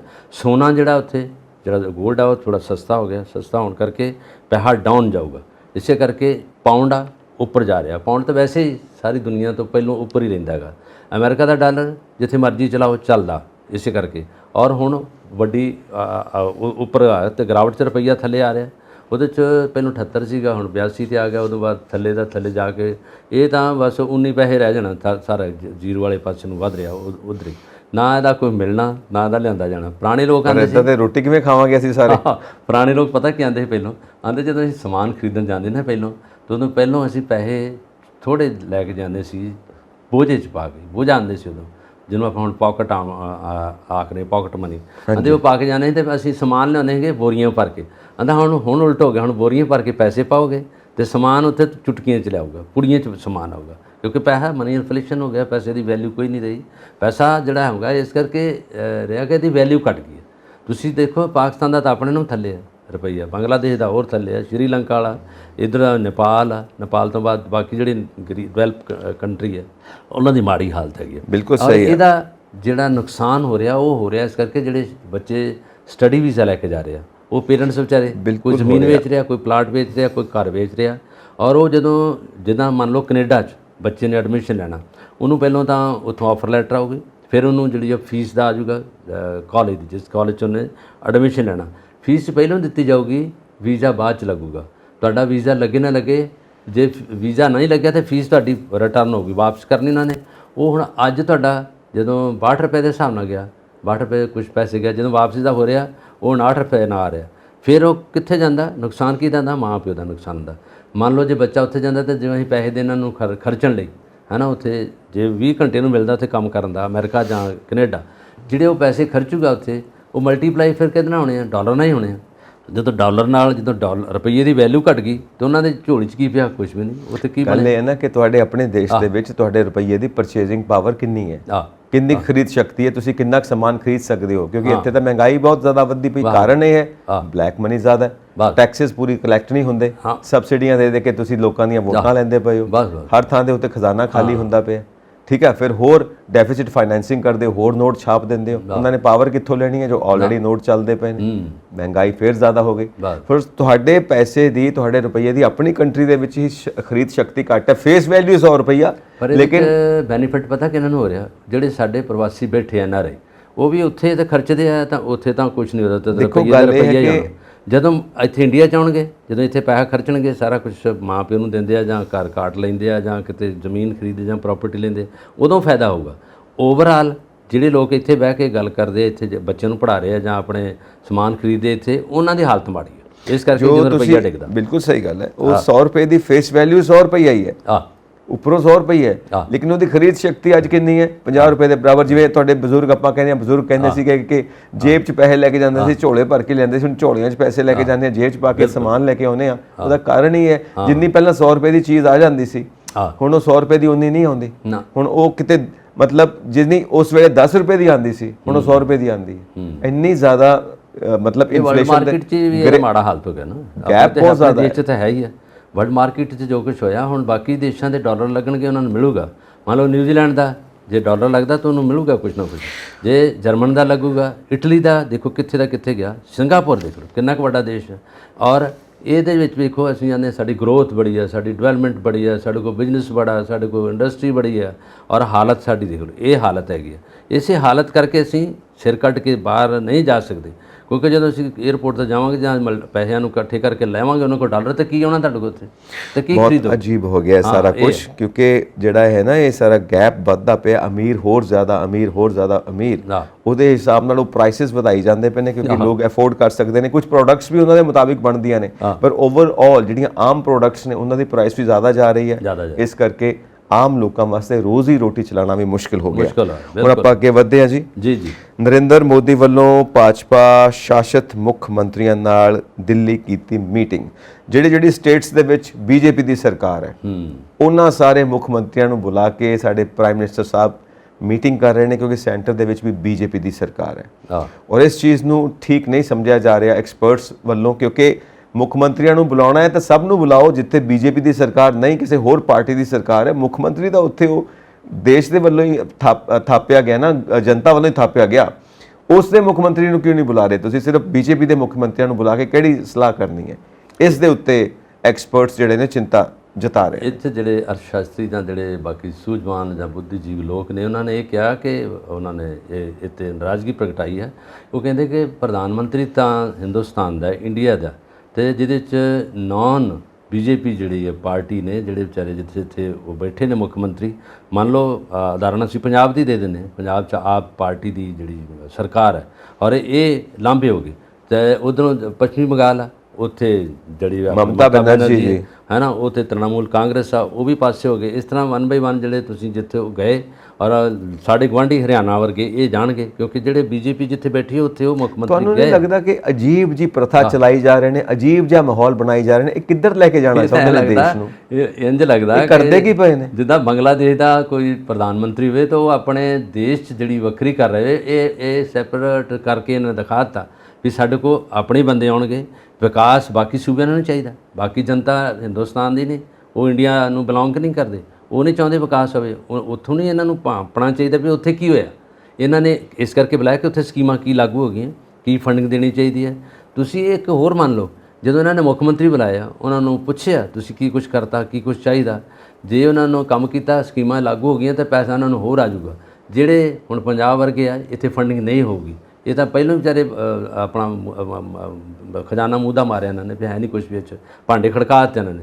ਅਤੇ ਬਾਕੀ ਦੂਜੇ ਪਾਸੇ ਇੱਥੇ ਸਕੀਮਾਂ ਹੀ ਆ ਸਕੀਮਾਂ ਤੋਂ ਇਲਾਵਾ ਹੋਰ ਕੁਝ ਨਹੀਂ ਗਾ ਪਰ ਪੈਸਾ ਆਊਗਾ ਕਿੱਥੋਂ ਜੇ ਕੇਂਦਰ ਨੇ GST ਦਾ ਟੈਕਸ ਲਾਤਾ ਉਹਦਾ ਪੈਸਾ ਬਰਾਮਦ ਕਰ ਲਿਆ ਸਾਰਾ ਕੁਝ ਲੈ ਲਿਆ ਔਰ ਹੋਰ ਟੈਕਸ ਤੋਂ ਨਾ ਥੋਪ ਦਿੱਤੇ ਇੱਥੇ ਟੈਕਸ ਲੱਗਣਗੇ ਪਰ ਪੈਸਾ ਨਹੀਂ ਆਊਗਾ ਨਾ ਕੇਵਲ ਪੰਜਾਬ ਵਿੱਚ ਬਾਕੀ ਸੂਬੇ ਵੀ ਜਿਹੜੇ ਜਿਹਦੇ ਵਿੱਚ BJP ਨਹੀਂ ਹੈਗੀ ਔਰ ਇੱਥੋਂ ਸੁਤੇ ਸਿੱਧੀ ਪਤਾ ਲੱਗਦਾ ਕਿ ਇਹ ਵਿਕਾਸ ਦੇ ਵਿੱਚ ਭਾਈਵਾਲ ਨਹੀਂ ਬਣਨਾ ਚਾਹੁੰਦੇ ਤੁਸੀਂ ਆਪਣੀ ਸਰਕਾਰ ਦੇ ਮਗਰ ਲਾ ਕੇ ਜੋ ਕੁਝ ਕਰਵਾਉਣਾ ਕਰਵਾ ਲਓ ਸੈਂਟਰ ਉਹਦੇ ਵਿੱਚ ਨਹੀਂ ਆਊਗਾ ਇਸ ਕਰਕੇ ਨਹੀਂ ਆਊਗਾ ਕਿ ਅੱਜ ਹੀ ਪਤਾ ਲੱਗ ਗਿਆ ਮੁੱਖ ਮੰਤਰੀ ਇਕੱਲਿਆਂ ਨੂੰ ਬਣਾਉਣ ਦੀ ਕੀ ਹਾਲਤ ਹੈ ਸਾਰਾ ਹਿੰਦੁਸਤਾਨ ਦੇ ਮੁੱਖ ਮੰਤਰੀ ਬੁਲਾਓ ਨਹੀਂ ਤਾਂ ਹੈ ਨਹੀਂ ਸ਼ੋਕਾ ਰੋਡ 'ਤੇ ਇਹਨਾਂ ਦਾ ਆਫਿਸ ਆ NDA ਦਾ BJP ਦਾ ਉੱਥੇ ਇਕੱਠੇ ਹੋ ਕੇ ਸਾਰੇ ਬੋਲੇ ਆ ਔਰ ਆਏ ਆ ਤੁਸੀਂ ਇਹ ਸਮਝ ਲਓ ਕਿ ਹੁਣ ਇਹ ਵਿੱਚ ਵੰਡੀਆਂ ਹੀ ਪਾਤੀਆਂ ਇਹਨਾਂ ਨੇ ਹੈ ਨਾ ਵੰਡੀਆਂ ਜੀ ਮਾਹੌਲ ਬਣਦਾ ਜਾ ਰਿਹਾ ਸਾਡੇ ਪਾਕਿਸਤਾਨ ਦੇ ਲੋਕ ਪਾਕਿਸਤਾਨ ਵਾਲੇ ਪਾਸੇ ਹੋ ਗਏ ਤੇ ਇੰਡੀਆ ਵਾਲੇ ਵੱਖਰੇ ਹੋ ਗਏ ਹੁਣ ਦੇਖੋ ਇਹ ਵੀ ਗੱਲਾਂ ਸੁਣਨ ਨੂੰ ਮਿਲਦੀਆਂ ਨੇ ਕਿ ਜਿੱਥੇ ਨਾਨ BJP ਗਵਰਨਮੈਂਟ ਹੈ ਜਿੱਥੇ BJP ਦੀ ਗਵਰਨਮੈਂਟ ਨਹੀਂ ਹੈ ਉਹ ਸਟੇਟਸ ਦੇ ਮੁੱਖ ਮੰਤਰੀ ਉਸ ਸਟੇਟਸ ਦੀਆਂ ਸਰਕਾਰਾਂ ਕਹਿੰਦੀਆਂ ਨੇ ਕਿ ਆਪਾਂ ਸਾਰੇ ਆਪਸ ਵਿੱਚ ਮਿਲ ਜਾਂਦੇ ਆ ਕਿਉਂਕਿ ਸਾਡੀ ਇਹ ਕੋਈ ਬਾਤ ਨਹੀਂ ਪੁੱਛਣ ਵਾਲੇ ਅਸੀਂ ਮਿਲ ਕੇ ਆਪਸ ਵਿੱਚ ਸਲਾਹ ਕਰੀਏ ਇੱਥੋਂ ਤੱਕ ਗੱਲ ਹੋਣ ਲੱਗ ਪਈ ਹੈ ਮਤਲਬ ਤੁਸੀਂ ਦੇਸ਼ ਦੇ ਅੰਦਰ ਕਿੱਦਾਂ ਦਾ ਮਾਹੌਲ ਸਿਰਜਦੇ ਪਏ ਹੋ ਤੁਸੀਂ ਕਰਨਾ ਕੀ ਚਾਹੁੰਦੇ ਹੋ ਤਦ ਕਪਿਲ ਸਿੱਬਲ ਨੇ ਕਿਹਾ ਕਿ ਸੰਸਦ ਸਾਨੂੰ ਟਾਈਮ ਦੇ ਇੱਕ ਦਿਨ ਦਾ ਅਸੀਂ ਕੋਈ ਗੱਲਾਂ ਕਰੀਏ ਜੋ ਕੁਛ ਆ ਹੁਣ ਜਿਹੜੀਆਂ ਗੱਲਾਂ ਹੋਈਆਂ ਉਹ ਇਹਨਾਂ ਨੂੰ ਉਧੇੜਨਗੇ ਬੋਲਣਗੇ ਉੱਥੇ ਆ ਕੇ ਜਦੋਂ ਟਾਈਮ ਮਿਲੂਗਾ ਇਹਨਾਂ ਨੂੰ ਜਦੋਂ ਹੁਣ ਪਤਝੜ ਸੰਸਦ ਦਾ ਜਿਹੜਾ ਸਮਾਗਮ ਸੀਗਾ ਉਹ ਤਾਂ ਨਿਕਲ ਗਿਆ ਰੌਲੇ ਰੱਪੇ 'ਚ ਚਲੇ ਗਿਆ ਉਸ 'ਚ ਕੋਈ ਖਾਸ ਗੱਲ ਨਹੀਂ ਹੋਈ ਅਤੇ ਹੁਣ ਜਿਹੜਾ ਅਗਲਾ ਸਮਾਗਮ ਆਊਗਾ ਜਿਹਦੇ 'ਚ ਸੰਸਦ ਦੇ ਮੈਂਬਰ ਬੋਲਣਗੇ ਉਹਨਾਂ ਨੇ ਇਹ ਮੰਗਿਆ ਪਰ ਉਹ ਮਿਲਣਾ ਫਿਰ ਨਹੀਂ ਉਹਨਾਂ ਨੂੰ ਮੰਗ ਲਿਆ ਉਹਨਾਂ ਨੂੰ ਮਿਲਣਾ ਕੁਛ ਨਹੀਂ ਤੇ ਨਵੀਆਂ ਗੱਲਾਂ ਹੋ ਰਹੀਆਂ ਨੇ ਔਰ ਇਹ ਗੱਲਾਂ ਦੇਸ਼ ਦੇ ਲਈ ਸਹੀ ਨਹੀਂ ਹੈਗੀਆਂ ਮਾਹਿਰ ਹੀ ਮੰਨਦੇ ਨੇ ਪੁਆੜੇ ਆ ਨਵੀਆਂ ਗੱਲਾਂ ਦੇ ਨਵੇਂ ਪੁਆੜੇ ਔਰ ਐਕਸਪਰਟ ਮੰਨਦੇ ਨੇ ਕਿ ਦੇਸ਼ ਦੇ ਹਿੱਤ 'ਚ ਨਹੀਂ ਹੈਗੀਆਂ ਗੱਲਾਂ ਸਾਨੂੰ ਉਹ ਕੰਮ ਕਰਨੇ ਚਾਹੀਦੇ ਨੇ ਜੋ ਦੇਸ਼ ਦੇ ਹਿੱਤ 'ਚ ਹੋਣ ਕਿਉਂਕਿ ਸਾਰਿਆਂ ਦੀ ਜ਼ਿੰਦਗੀ ਸਾਰਿਆਂ ਦੀ ਲਾਈਫ ਮੈਟਰ ਕਰਦੀ ਹੈ ਹਿਊਮਨ ਲਾਈਫ ਮੈਟਰ ਕਰਦੀ ਹੈ ਤੁਸੀਂ ਇਹ ਕਰਦੇ ਕੀ ਪਏ ਹੋ ਇਸ ਦਾ ਜਵਾਬ ਜਨਤਾ ਜ਼ਰੂਰ ਮੰਗਦੀ ਹੈ ਤੁਹਾਡੇ ਕੋਲੋਂ ਕਿਉਂਕਿ ਤੁਹਾਨੂੰ ਜਨਤਾ ਨੇ ਇੰਨਾ ਪੋਜੀਸ਼ਨਸ ਤੇ ਬਿਠਾਇਆ ਜਿੱਦਾਂ ਪੋਜੀਸ਼ਨਸ ਦੇ ਉੱਤੇ ਬੈਠ ਕੇ ਤੁਸੀਂ ਆਪਣੀ ਮਨਮਾਨੀ ਕਰਦੇ ਪਏ ਹੋ ਸੋ ਆਪਾਂ ਅੱਗੇ ਵਧਦੇ ਹਾਂ ਜੀ ਦਿੱਲੀ ਸਰਕਾਰ ਤੇ ਕੇਂਦਰ ਸਰਕਾਰ ਵਿਚਾਲੇ ਫਿਰ ਤੋਂ ਖੜਕ ਗਈ ਹੈ ਹੋਇਆ ਕੀ ਹੈ ਕਿ ਪੁਲਿਸ ਨੇ ਦਿੱਲੀ ਸਰਕਾਰ ਦੇ ਸਮਾਗਮ ਵਿੱਚ ਜਿੱਥੇ ਕੇਜਰੀਵਾਲ ਸਾਹਿਬ ਦਾ ਸਮਾਗਮ ਹੋ ਰਿਹਾ ਹੈ ਉੱਥੇ ਬੈਨਰ ਲਾ ਕੇ ਉੱਥੇ ਪ੍ਰਾਈਮ ਮਿਨਿਸਟਰ ਸਾਹਿਬ ਦੇ ਬੈਨਰ ਲਗਾ ਦਿੱਤੇ ਨੇ ਯਾਨੀ ਕਿ ਸਮਾਗਮ ਹੋ ਰਿਹਾ ਕੇਜਰੀਵਾਲ ਸਾਹਿਬ ਦਾ ਤੇ ਉੱਥੋਂ ਦੀ ਪੁਲਿਸ ਨੇ ਕੀ ਕੀਤਾ ਉਹ ਬੈਨਰ ਲਾ ਕੇ ਤੇ ਉੱਤੇ ਪ੍ਰਾਈਮ ਮਿਨਿਸਟਰ ਸਾਹਿਬ ਦੇ ਬੈਨਰਸ ਲਗਾ ਦਿੱਤੇ ਨੇ ਇਹ ਹੁਣ ਦੀ ਨਹੀਂ ਗੱਲ ਹੈ ਇਸ ਲੋਕਾਂ ਨਹੀਂ ਇੱਕ ਬਹੁਤ ਵਾਰੀ ਪਹਿਲਾਂ ਵੀ ਹੋਇਆ ਪਹਿਲਾਂ ਵੀ ਹੋ ਚੁੱਕਿਆ ਕੇਜਰੀਵਾਲ ਦੇ ਵਾਲੇ ਪਾਸੇ ਜਦੋਂ ਗਏ ਆਫਿਸ ਨੂੰ ਤਾਂ ਮੁੰਡੇ ਜਿਹੜੇ ਯੂਥ ਸੀ ਉਹਨਾਂ ਨੇ ਉੱਥੇ ਨਾਅਰੇਬਾਜ਼ੀ ਕੀਤੀ ਔਰ ਤੋੜ ਭੰਨ ਕੀਤੀ ਸਰਕਾਰੀ ਪ੍ਰਾਪਰਟੀ ਵੀ ਤੋੜੀ ਔਰ ਉਦੋਂ ਵਿੱਚ ਉਹ ਜਿਹੜੇ ਮੁੰਡੇ ਸੀ ਉਹ ਜਿਉਂਦੇ ਤਿਉਂ ਬਾਹਰ ਆ ਗਏ ਪੁਲਿਸ ਨੇ ਉਹਨਾਂ ਨੂੰ ਹੱਥ ਨਹੀਂ ਲਾਇਆ ਸਾਰਾ ਕੁਝ ਹੋਇਆ ਔਰ ਇਹ ਹੋ ਸਕਦਾ ਕਿ ਕਈ ਵਾਰੀ ਸਿਖਾਏ ਔਰ ਜੋ ਉਹਨਾਂ ਨੂੰ ਕਿਹਾ ਉਸੇ ਤਰ੍ਹਾਂ ਦਾ ਉਹ ਪ੍ਰਦਰਸ਼ਨ ਕਰਦੇ ਆ ਉਸੇ ਤਰ੍ਹਾਂ ਦਾ ਰੌਲਾ ਪਾਉਂਦੇ ਆ ਨਾਅਰੇਬਾਜ਼ੀ ਹੁੰਦੇ ਆ ਔਰ ਇਹ ਦੂਜੀ ਗੱਲ ਜਿਹੜੀ ਹੁਣ ਹੋਈ ਆ ਇਹਨਾਂ ਦਾ ਸਮਾਗਮ ਸੀਗਾ ਉਹਦੇ ਵਿੱਚ ਇਹਨਾਂ ਨੇ ਆਉਣਾ ਸੀਗਾ ਉਹਦੇ 'ਚ ਕਈ ਵਿਕਾਸ ਦੀਆਂ ਗੱਲਾਂ ਹੋਣਗੀਆਂ ਕਿਉਂਕਿ ਮੁੱਖ ਮੰਤਰੀ ਉੱਥੋਂ ਦੇ ਔਰ ਉਹਨਾਂ ਦਾ ਉੱਥੇ ਤਾਂ ਵੈਸੇ ਘੱਟ ਟਾਈਮ ਲੱਗਦਾ ਜ਼ਿਆਦਾ ਟਾਈਮ ਤਾਂ ਉਹਨਾਂ ਦਾ ਪੰਜਾਬ 'ਚ ਆ ਜਾਂਦਾ ਜਾਂ ਪੰਜਾਬ ਦੇ ਆ ਕੇ ਮੁੱਦਿਆਂ ਨੂੰ ਸ਼ੁਰੂ ਕਰ ਦਿੰਦੇ ਆ, ਪਰ ਜਿਹੜਾ ਆਪਣਾ ਉੱਥੇ ਕਰਨ ਲੱਗੇ ਕਿ ਸਮਾਗਮ, ਉਹਦੇ ਵਿੱਚ ਫਿਰ ਸਾਬੋਟਾਜ ਹੋ ਗਿਆ, ਤੋੜ ਭੰਨ ਹੋ ਗਈ, ਔਰ ਉਹਦੇ ਵਿੱਚ ਜਿਹੜੇ ਵੀ ਬੈਨਰ ਸੀਗੇ ਉਹ ਤੋੜੇ ਗਏ, ਪਾੜ ਦਿੱਤੇ ਗਏ। ਕੌਣ ਪਾੜ ਰਹੀ ਆ? ਉੱਥੋਂ ਦੀ ਪੁਲਿਸ ਦਿੱਲੀ ਦੀ, ਔਰ ਉਹ ਕਰ ਰਹੀ ਉੱਥੇ। ਪਰ ਇਸੇ ਗੱਲ ਨੂੰ, ਇਸੇ ਨਮੋਸ਼ੀ ਨੂੰ ਉਹਨਾਂ ਨੇ ਵੇਖਦਿਆਂ ਉਹਨਾਂ ਆਪਣਾ ਸਮਾਗਮ ਬਦਲ ਦਿੱਤਾ। ਉਹਨਾਂ ਕਿਹਾ ਵੀ ਨਹੀਂ, ਇਹਨੂੰ ਕੈਂਸਲ ਕਰ ਦਿਓ, ਮੈਂ ਨਹੀਂ ਇੱਥੇ ਆਊਂਗਾ। ਨਹੀਂ, ਉਹ ਆਏ ਨਹੀਂ ਗੇ, ਕੇਜਰੀਵਾਲ ਨਹੀਂ ਆਏ। ਔਰ ਦੇਖੋ ਲੱਗਿਆ ਲਗਾਇਆ ਪੈਸਾ ਕਿੱਧਰ ਗਿਆ? ਉਹ ਪੈਸਾ ਤਾਂ ਦੇਸ਼ ਦਾ ਹੀ ਆ, ਕੇਜਰੀਵਾਲ ਦੇ ਜੇਬ 'ਚੋਂ ਤਾਂ ਨਹੀਂ ਗਿਆ, ਹੈ ਕਿ ਨਹੀਂ? ਉਹ ਲੋਕਾਂ ਦਾ ਜਿਹੜਾ ਪੈਸਾ ਸੀਗਾ ਉਹਦੇ 'ਚ ਬੈਂਚ ਲੱਗੇ ਹੋਣਗੇ, ਕੁਰਸੀਆਂ ਲੱਗਣਗੀਆਂ, ਸ਼ਮਿਆਨਾ ਲੱਗਿਆ ਹੋਊਗਾ, ਜਨਰੇਟਰ ਆਏ ਹੋਣਗੇ, ਹੈ ਨਾ, ਲਾਈਟਾਂ ਫਿੱਟ ਹੋਈਆਂ ਹੋਣਗੀਆਂ, ਸੜਕਾਂ ਬਣੀਆਂ ਹੋਣਗੀਆਂ। ਔਰ ਬੈਨਰਾਂ 'ਤੇ ਕਿੰਨਾ ਪੈਸਾ ਲੱਗਦਾ? ਜਿਸ ਤਰ੍ਹਾਂ ਆਪਾਂ ਉਦੋਂ ਗੱਲ ਕੀਤੀ ਕਿ ਜਦੋਂ ਇਹਨਾਂ ਦੇ ਵਿਆਹ ਦੀ ਤੁਸੀਂ ਕਰੈਕਟ ਆ ਗਏ, ਜਦੋਂ ਵਿਆਹ 'ਤੇ ਆ ਕੇ ਬੈਨਰ ਲੱਗੇ ਆ ਲੁਧਿਆਣੇ, ਉਹਦੇ ਵਿੱਚ ਹੁਣ ਅਜੇ ਤੱਕ ਤਾਂ ਕਿਸੇ ਪਾਸੇ ਨਹੀਂ ਗੱਲ ਨਿਕਲੀ ਵੀ ਕਿੱਧਰੋਂ ਪੈਸਾ ਹੈ, ਕਿੱਧਰ ਗਿਆ। ਕਿਉਂਕਿ ਜਦੋਂ ਮੁੱਖ ਮੰਤਰੀ ਦੇ ਲਈ ਵਧਾਈਆਂ ਦੇ ਰਹੇ ਆ ਉੱਥੋਂ ਦੇ MLA, ਹੁਣ ਉਹ ਪਤਾ ਨਹੀਂ ਉਹਨੇ ਆਪਣੀ ਜੇਬ ਤੋਂ ਲਾਇਆ ਜਾਂ ਸਰਕਾਰੀ ਖਜ਼ਾਨੇ 'ਚੋਂ ਲੱਗ ਗਿਆ, ਕਿਤੋਂ ਵੀ ਲੱਗ ਗਿਆ। ਉਹ ਰਾਤੋਂ ਰਾਤ ਹੀ ਉਹਨਾਂ ਨੇ, ਪਹਿਲਾਂ ਤਾਂ ਸੀਕਰਟ ਸੀਗਾ, ਨਹੀਂ ਸੀ ਪਤਾ ਲੱਗਾ ਕਿ ਇਹਨੂੰ, ਅਗਲੇ ਦਿਨ ਜਦੋਂ ਆਇਆ ਛਾਇਆ ਹੋ ਗਿਆ ਸੜਕਾਂ 'ਤੇ, ਸਾਰੇ ਚੌਂਕ 'ਚ ਰਹਿਆਂ 'ਚ ਲੱਗੇ ਇਹ ਸਾਰੇ ਬੈਨਰ, ਸਾਰੀਆਂ ਐਡਵਰਟਾਈਜ਼ਮੈਂਟ ਹੋ ਗਈ। ਇਹੀ ਗੱਲ ਹੁਣ ਉੱਥੇ ਸੀ, ਉੱਥੇ ਵੀ ਪੈਸਾ ਬਰਬਾਦੀ ਵੱਲ ਗਿਆ। ਔਰ ਇਹਦੇ ਵਿੱਚ ਊਣਤਾਈ ਅਤੇ ਜਿਹੜੀ ਗਲਤ ਨੀਤੀ ਆ ਉਹ ਕਿਹਦੀ ਹੈਗੀ? ਉਹਦੇ ਵਿੱਚ ਤੁਸੀਂ ਆਪ ਹੀ ਸੋਚੋ, ਦੁਨੀਆ ਵੀ ਸੋਚੂਗੀ। ਜਿਹੜਾ ਤਾਂ ਬੰਦੇ ਨੇ ਬੋਲਣਾ, ਜਿਹਨੇ ਕਰਨਾ, ਉਹਨੇ ਅਰੇਂਜ ਕਰਨਾ ਪੈਣਾ ਸਾਰਾ ਕੁਝ। ਜਨਤਾ ਹੋਣੀ ਹੈ, ਕੁਰਸੀਆਂ ਲੱਗਣੀਆਂ, ਬਿਠਾਉਣਾ ਉਹਨੇ, ਆਉਣਾ ਵਾ। ਨਹੀਂ ਗੱਲ ਹੋਈ ਤਾਂ ਤੋੜ ਭੰਨ ਹੋ ਗਈ, ਬੈਨਰ ਪਾੜਤੇ। ਇਸੇ ਤਰ੍ਹਾਂ ਹੀ ਮੁਕਤਸਰ ਦੇ ਏਰੀਏ 'ਚ ਜਦੋਂ ਆਏ ਸੀਗੇ ਨਰਿੰਦਰ ਮੋਦੀ ਜੀ ਨੇ ਆਉਣਾ ਹੈਗਾ, ਉੱਥੇ ਕੁਰਸੀਆਂ ਲਗਾਈਆਂ ਰਹਿ ਗਈਆਂ, ਮੀਂਹ ਪੈਣਾ ਉੱਥੇ ਚਾਲੂ ਹੋ ਗਿਆ। ਜਿੱਥੇ ਇੱਕ ਭਗਤ ਸਿੰਘ ਜੀ ਦੀ ਸਮਾਧੀ ਜਿਸ ਸਾਈਡ ਤੋਂ, ਉਸ ਪਾਸਿਓਂ ਦੀ ਇਹਨਾਂ ਨੇ ਐਂਟਰੀ ਲੈਣੀ ਸੀ। ਇਹ ਆ ਕੇ ਪਹਿਲਾਂ ਉੱਥੇ ਉਤਰੇ, ਉਤਰ ਤੋਂ ਬਾਅਦ ਜਦੋਂ ਅੱਗੇ ਤੁਰੇ ਆ, ਉੱਥੇ ਫਿਰ ਪ੍ਰਦਰਸ਼ਨ ਹੋ ਗਿਆ, ਸੜਕਾਂ 'ਤੇ ਜਾਮ ਲੱਗ ਗਏ, ਹੈ ਨਾ, ਰੌਲਾ ਪੈ ਗਿਆ। ਕਿਸਾਨ ਯੂਨੀਅਨ ਦਾ ਉਦੋਂ ਚੱਲ ਰਿਹਾ ਸੀਗਾ, ਉਦੋਂ ਤੱਕ ਹਾਲਾਤ ਵੀ ਇੱਦਾਂ ਦੇ ਸੀ। ਉਹ ਵੈਸੇ ਲੋਕਾਂ ਨੂੰ ਉਹਦੇ 'ਤੇ ਕੋਈ ਇੱਦਾਂ ਦੀ ਨਹੀਂ ਲੱਗੀ, ਕਿਉਂਕਿ ਕਾਂਗਰਸ ਤਾਂ ਗੁੱਸੇ 'ਚ ਹੈਗੇ ਸੀ। ਉਹਨਾਂ ਨੇ ਸਰਕਾਰ ਦੀ ਜਿਹੜੀ ਨੀਤੀ ਨੂੰ ਅੱਗੇ ਦੱਸਣ ਲਈ ਆਪਣਾ ਰੋਸ ਪ੍ਰਗਟਾਵਾ ਕਰਨਾ ਸੀ। ਉਦੋਂ ਪੈਸਾ ਲਗਾਇਆ ਰਹਿ ਗਿਆ। ਔਰ ਵੇਖਣ ਵਾਲੇ ਲੋਕ ਕਹਿੰਦੇ ਆ ਕਿ ਸੜਕਾਂ 'ਤੇ ਸੁੰਨਸਾਨ ਸੀਗੇ ਅਤੇ ਕੁਰਸੀਆਂ ਖਾਲੀ ਪਈਆਂ, ਕੋਈ ਬੰਦਾ ਨਹੀਂ ਬੈਠਾ। ਜਿਹੜੇ 500-700 ਬੰਦੇ ਜਿਹੜੇ ਪੈਸੇ ਦੇ ਕੇ ਲਿਆਂਦੇ ਵਿਚਾਰੇ ਬਾਹਰੋਂ, ਮਾਈਗ੍ਰੇਟਰੀ ਲੇਬਰ ਵਾਲੇ, ਉਹ ਬੈਠੇ, ਬਾਕੀ ਕੋਈ ਨਹੀਂ ਹੈਗਾ। ਇਹ ਦੇਖੋ ਸਰਕਾਰ ਦੀਆਂ ਨੀਤੀਆਂ। ਭੁੱਖੇ ਲੋਕ ਮਰ ਜਾਣਗੇ, ਰੋਟੀ ਤੋਂ ਤਰਸ ਦੇ ਨਾਲ ਮਰਦੇ ਜਾਣਗੇ ਲੋਕ, ਹੈ ਨਾ। ਦਾਲ ਨਹੀਂ ਮਿਲੂਗੀ, ਰੋਟੀ ਨਹੀਂ ਮਿਲੂਗੀ, ਪਰ ਇੱਥੇ ਸਰਕਾਰ ਲਈ ਪੈਸਾ ਲਾ ਦਿਓ, ਆਂਦੇ ਕੋਈ ਗੱਲ ਨਹੀਂ, ਲਾ ਦਿਓ ਸ਼ਮਿਆਨੇ, ਲੈ ਆਓ ਕੁਰਸੀਆਂ, ਜਨਰੇਟਰ ਲਾ ਦਿਓ, ਲਾਈਟਾਂ ਲਾ ਦਿਓ। ਉਹ ਜਦੋਂ ਨਹੀਂ ਜਗਣਗੀਆਂ ਤਾਂ ਕੀ ਕੰਮ ਆਇਆ? ਉਹ ਪੈਸਾ ਆਉਂਦਾ ਕਿੱਥੋਂ? ਇੱਕ ਪਾਸਿਆਂ ਦੇ ਗਰੀਬ ਦੇਸ਼ ਹੈ, ਇੱਕ ਪਾਸੇ ਰੋਜ਼ੀ ਰੋਟੀ ਨਹੀਂ ਮਿਲ ਰਹੀ, ਇੱਕ ਲੋਕਾਂ ਵਾਸਤੇ ਗਰੀਬ ਹੈ, ਵਿਖਾਵਾ ਦੇ। ਸੋ ਇਹਨਾਂ ਸਾਰੀਆਂ ਗੱਲਾਂ ਨੂੰ ਵਿਚਾਰ ਕਰਨ ਤੋਂ ਬਾਅਦ ਨਾ, ਆਮ ਲੋਕਾਂ ਵਿੱਚ ਵੀ ਕਈ ਸ਼ਾਇਰ ਹੁੰਦੇ ਨੇ ਨਾ ਜੀ, ਤਾਂ ਉਹਨੇ ਇੱਕ ਸ਼ਾਇਰ ਨੇ ਸ਼ੇਰ ਲਿਖ ਦਿੱਤਾ। ਉਹ ਪਤਾ ਨਹੀਂ ਉਹ ਕੀ ਸੋਚ ਕੇ ਲਿਖਿਆ, ਕਹਿੰਦਾ ਕਿਸ ਕਿਸ ਕੋ ਪੀਟੀਏ, ਕਿਸ ਕਿਸ ਕੋ ਰੋਈਏ, ਆਰਾਮ ਬੜੀ ਅੱਛੀ ਚੀਜ਼ ਹੈ, ਮੂੰਹ ਢੱਕ ਕੇ ਸੋਈਏ। ਹੁਣ ਮੂੰਹ ਢੱਕ ਕੇ ਸੋਣਾ ਸਾਡਾ ਕੰਮ ਨਹੀਂ, ਸਾਡਾ ਪ੍ਰੋਫੈਸ਼ਨ ਤੇ ਸੁੱਤਿਆਂ ਨੂੰ ਜਗਾਉਣਾ ਹੈ, ਤੇ ਅਸੀਂ ਸੁੱਤਿਆਂ ਨੂੰ ਜਗਾ ਕੇ ਇਹ ਕਹਿੰਦੇ ਆ ਵੀ ਉੱਠੋ, ਜਾਗੋ, ਪੁੱਛੋ ਜਾਂ ਮਾਹੌਲ ਕੀ ਬਣਦਾ ਪਿਆ, ਇਹ ਜਾ ਕਿੱਧਰ ਨੂੰ ਰਹੇ ਆ, ਇਹ ਸਾਨੂੰ ਲਿਜਾਣ ਵਾਲੇ ਲੈ ਕੇ ਕਿੱਧਰ ਨੂੰ ਜਾ ਰਹੇ ਨੇ। ਇਹ ਉੱਠੋ ਤੇ ਸੁਚੇਤ ਹੋਵੋ, ਜਾਗੋ ਤੇ ਸੰਭੋ ਆਪਣੀ ਜ਼ਿੰਦਗੀ ਨੂੰ, ਨਹੀਂ ਤਾਂ ਪਤਾ ਨਹੀਂ ਕੀ ਬਣਨਾ ਅੱਗੇ ਜਾ ਕੇ। ਸੋ ਬਾਬਾ ਬੁੱਲੇ ਸ਼ਾਹ ਨੇ ਵੀ ਕਿਹਾ, ਉੱਠ ਜਾਗ ਘਰਾੜੇ ਮਾਰ ਨਹੀਂ, ਇਹ ਸੌਣਾ ਤੇਰੇ ਦਰਕਾਰ ਨਹੀਂ। ਜੇ ਤੂੰ ਸੌਂ ਗਿਆ ਤਾਂ ਤੂੰ ਫਿਰ ਪਿੱਛੇ ਰਹਿ ਜਾਏਗਾ, ਤੇ ਘਰਾੜੇ ਨਾ ਮਾਰ, ਜਾਗ, ਉੱਠ ਕੇ ਦੇਖ ਵੀ ਆਲੇ ਦੁਆਲੇ ਕੀ ਹੋ ਰਿਹਾ, ਉਹ ਭਾਂਪ ਸਾਰੀ ਦੁਨੀਆ ਨੂੰ। ਔਰ ਇਸੇ ਤਰ੍ਹਾਂ ਜਾਗਣਾ ਤਾਂ ਬਹੁਤ ਜ਼ਰੂਰੀ ਹੈ।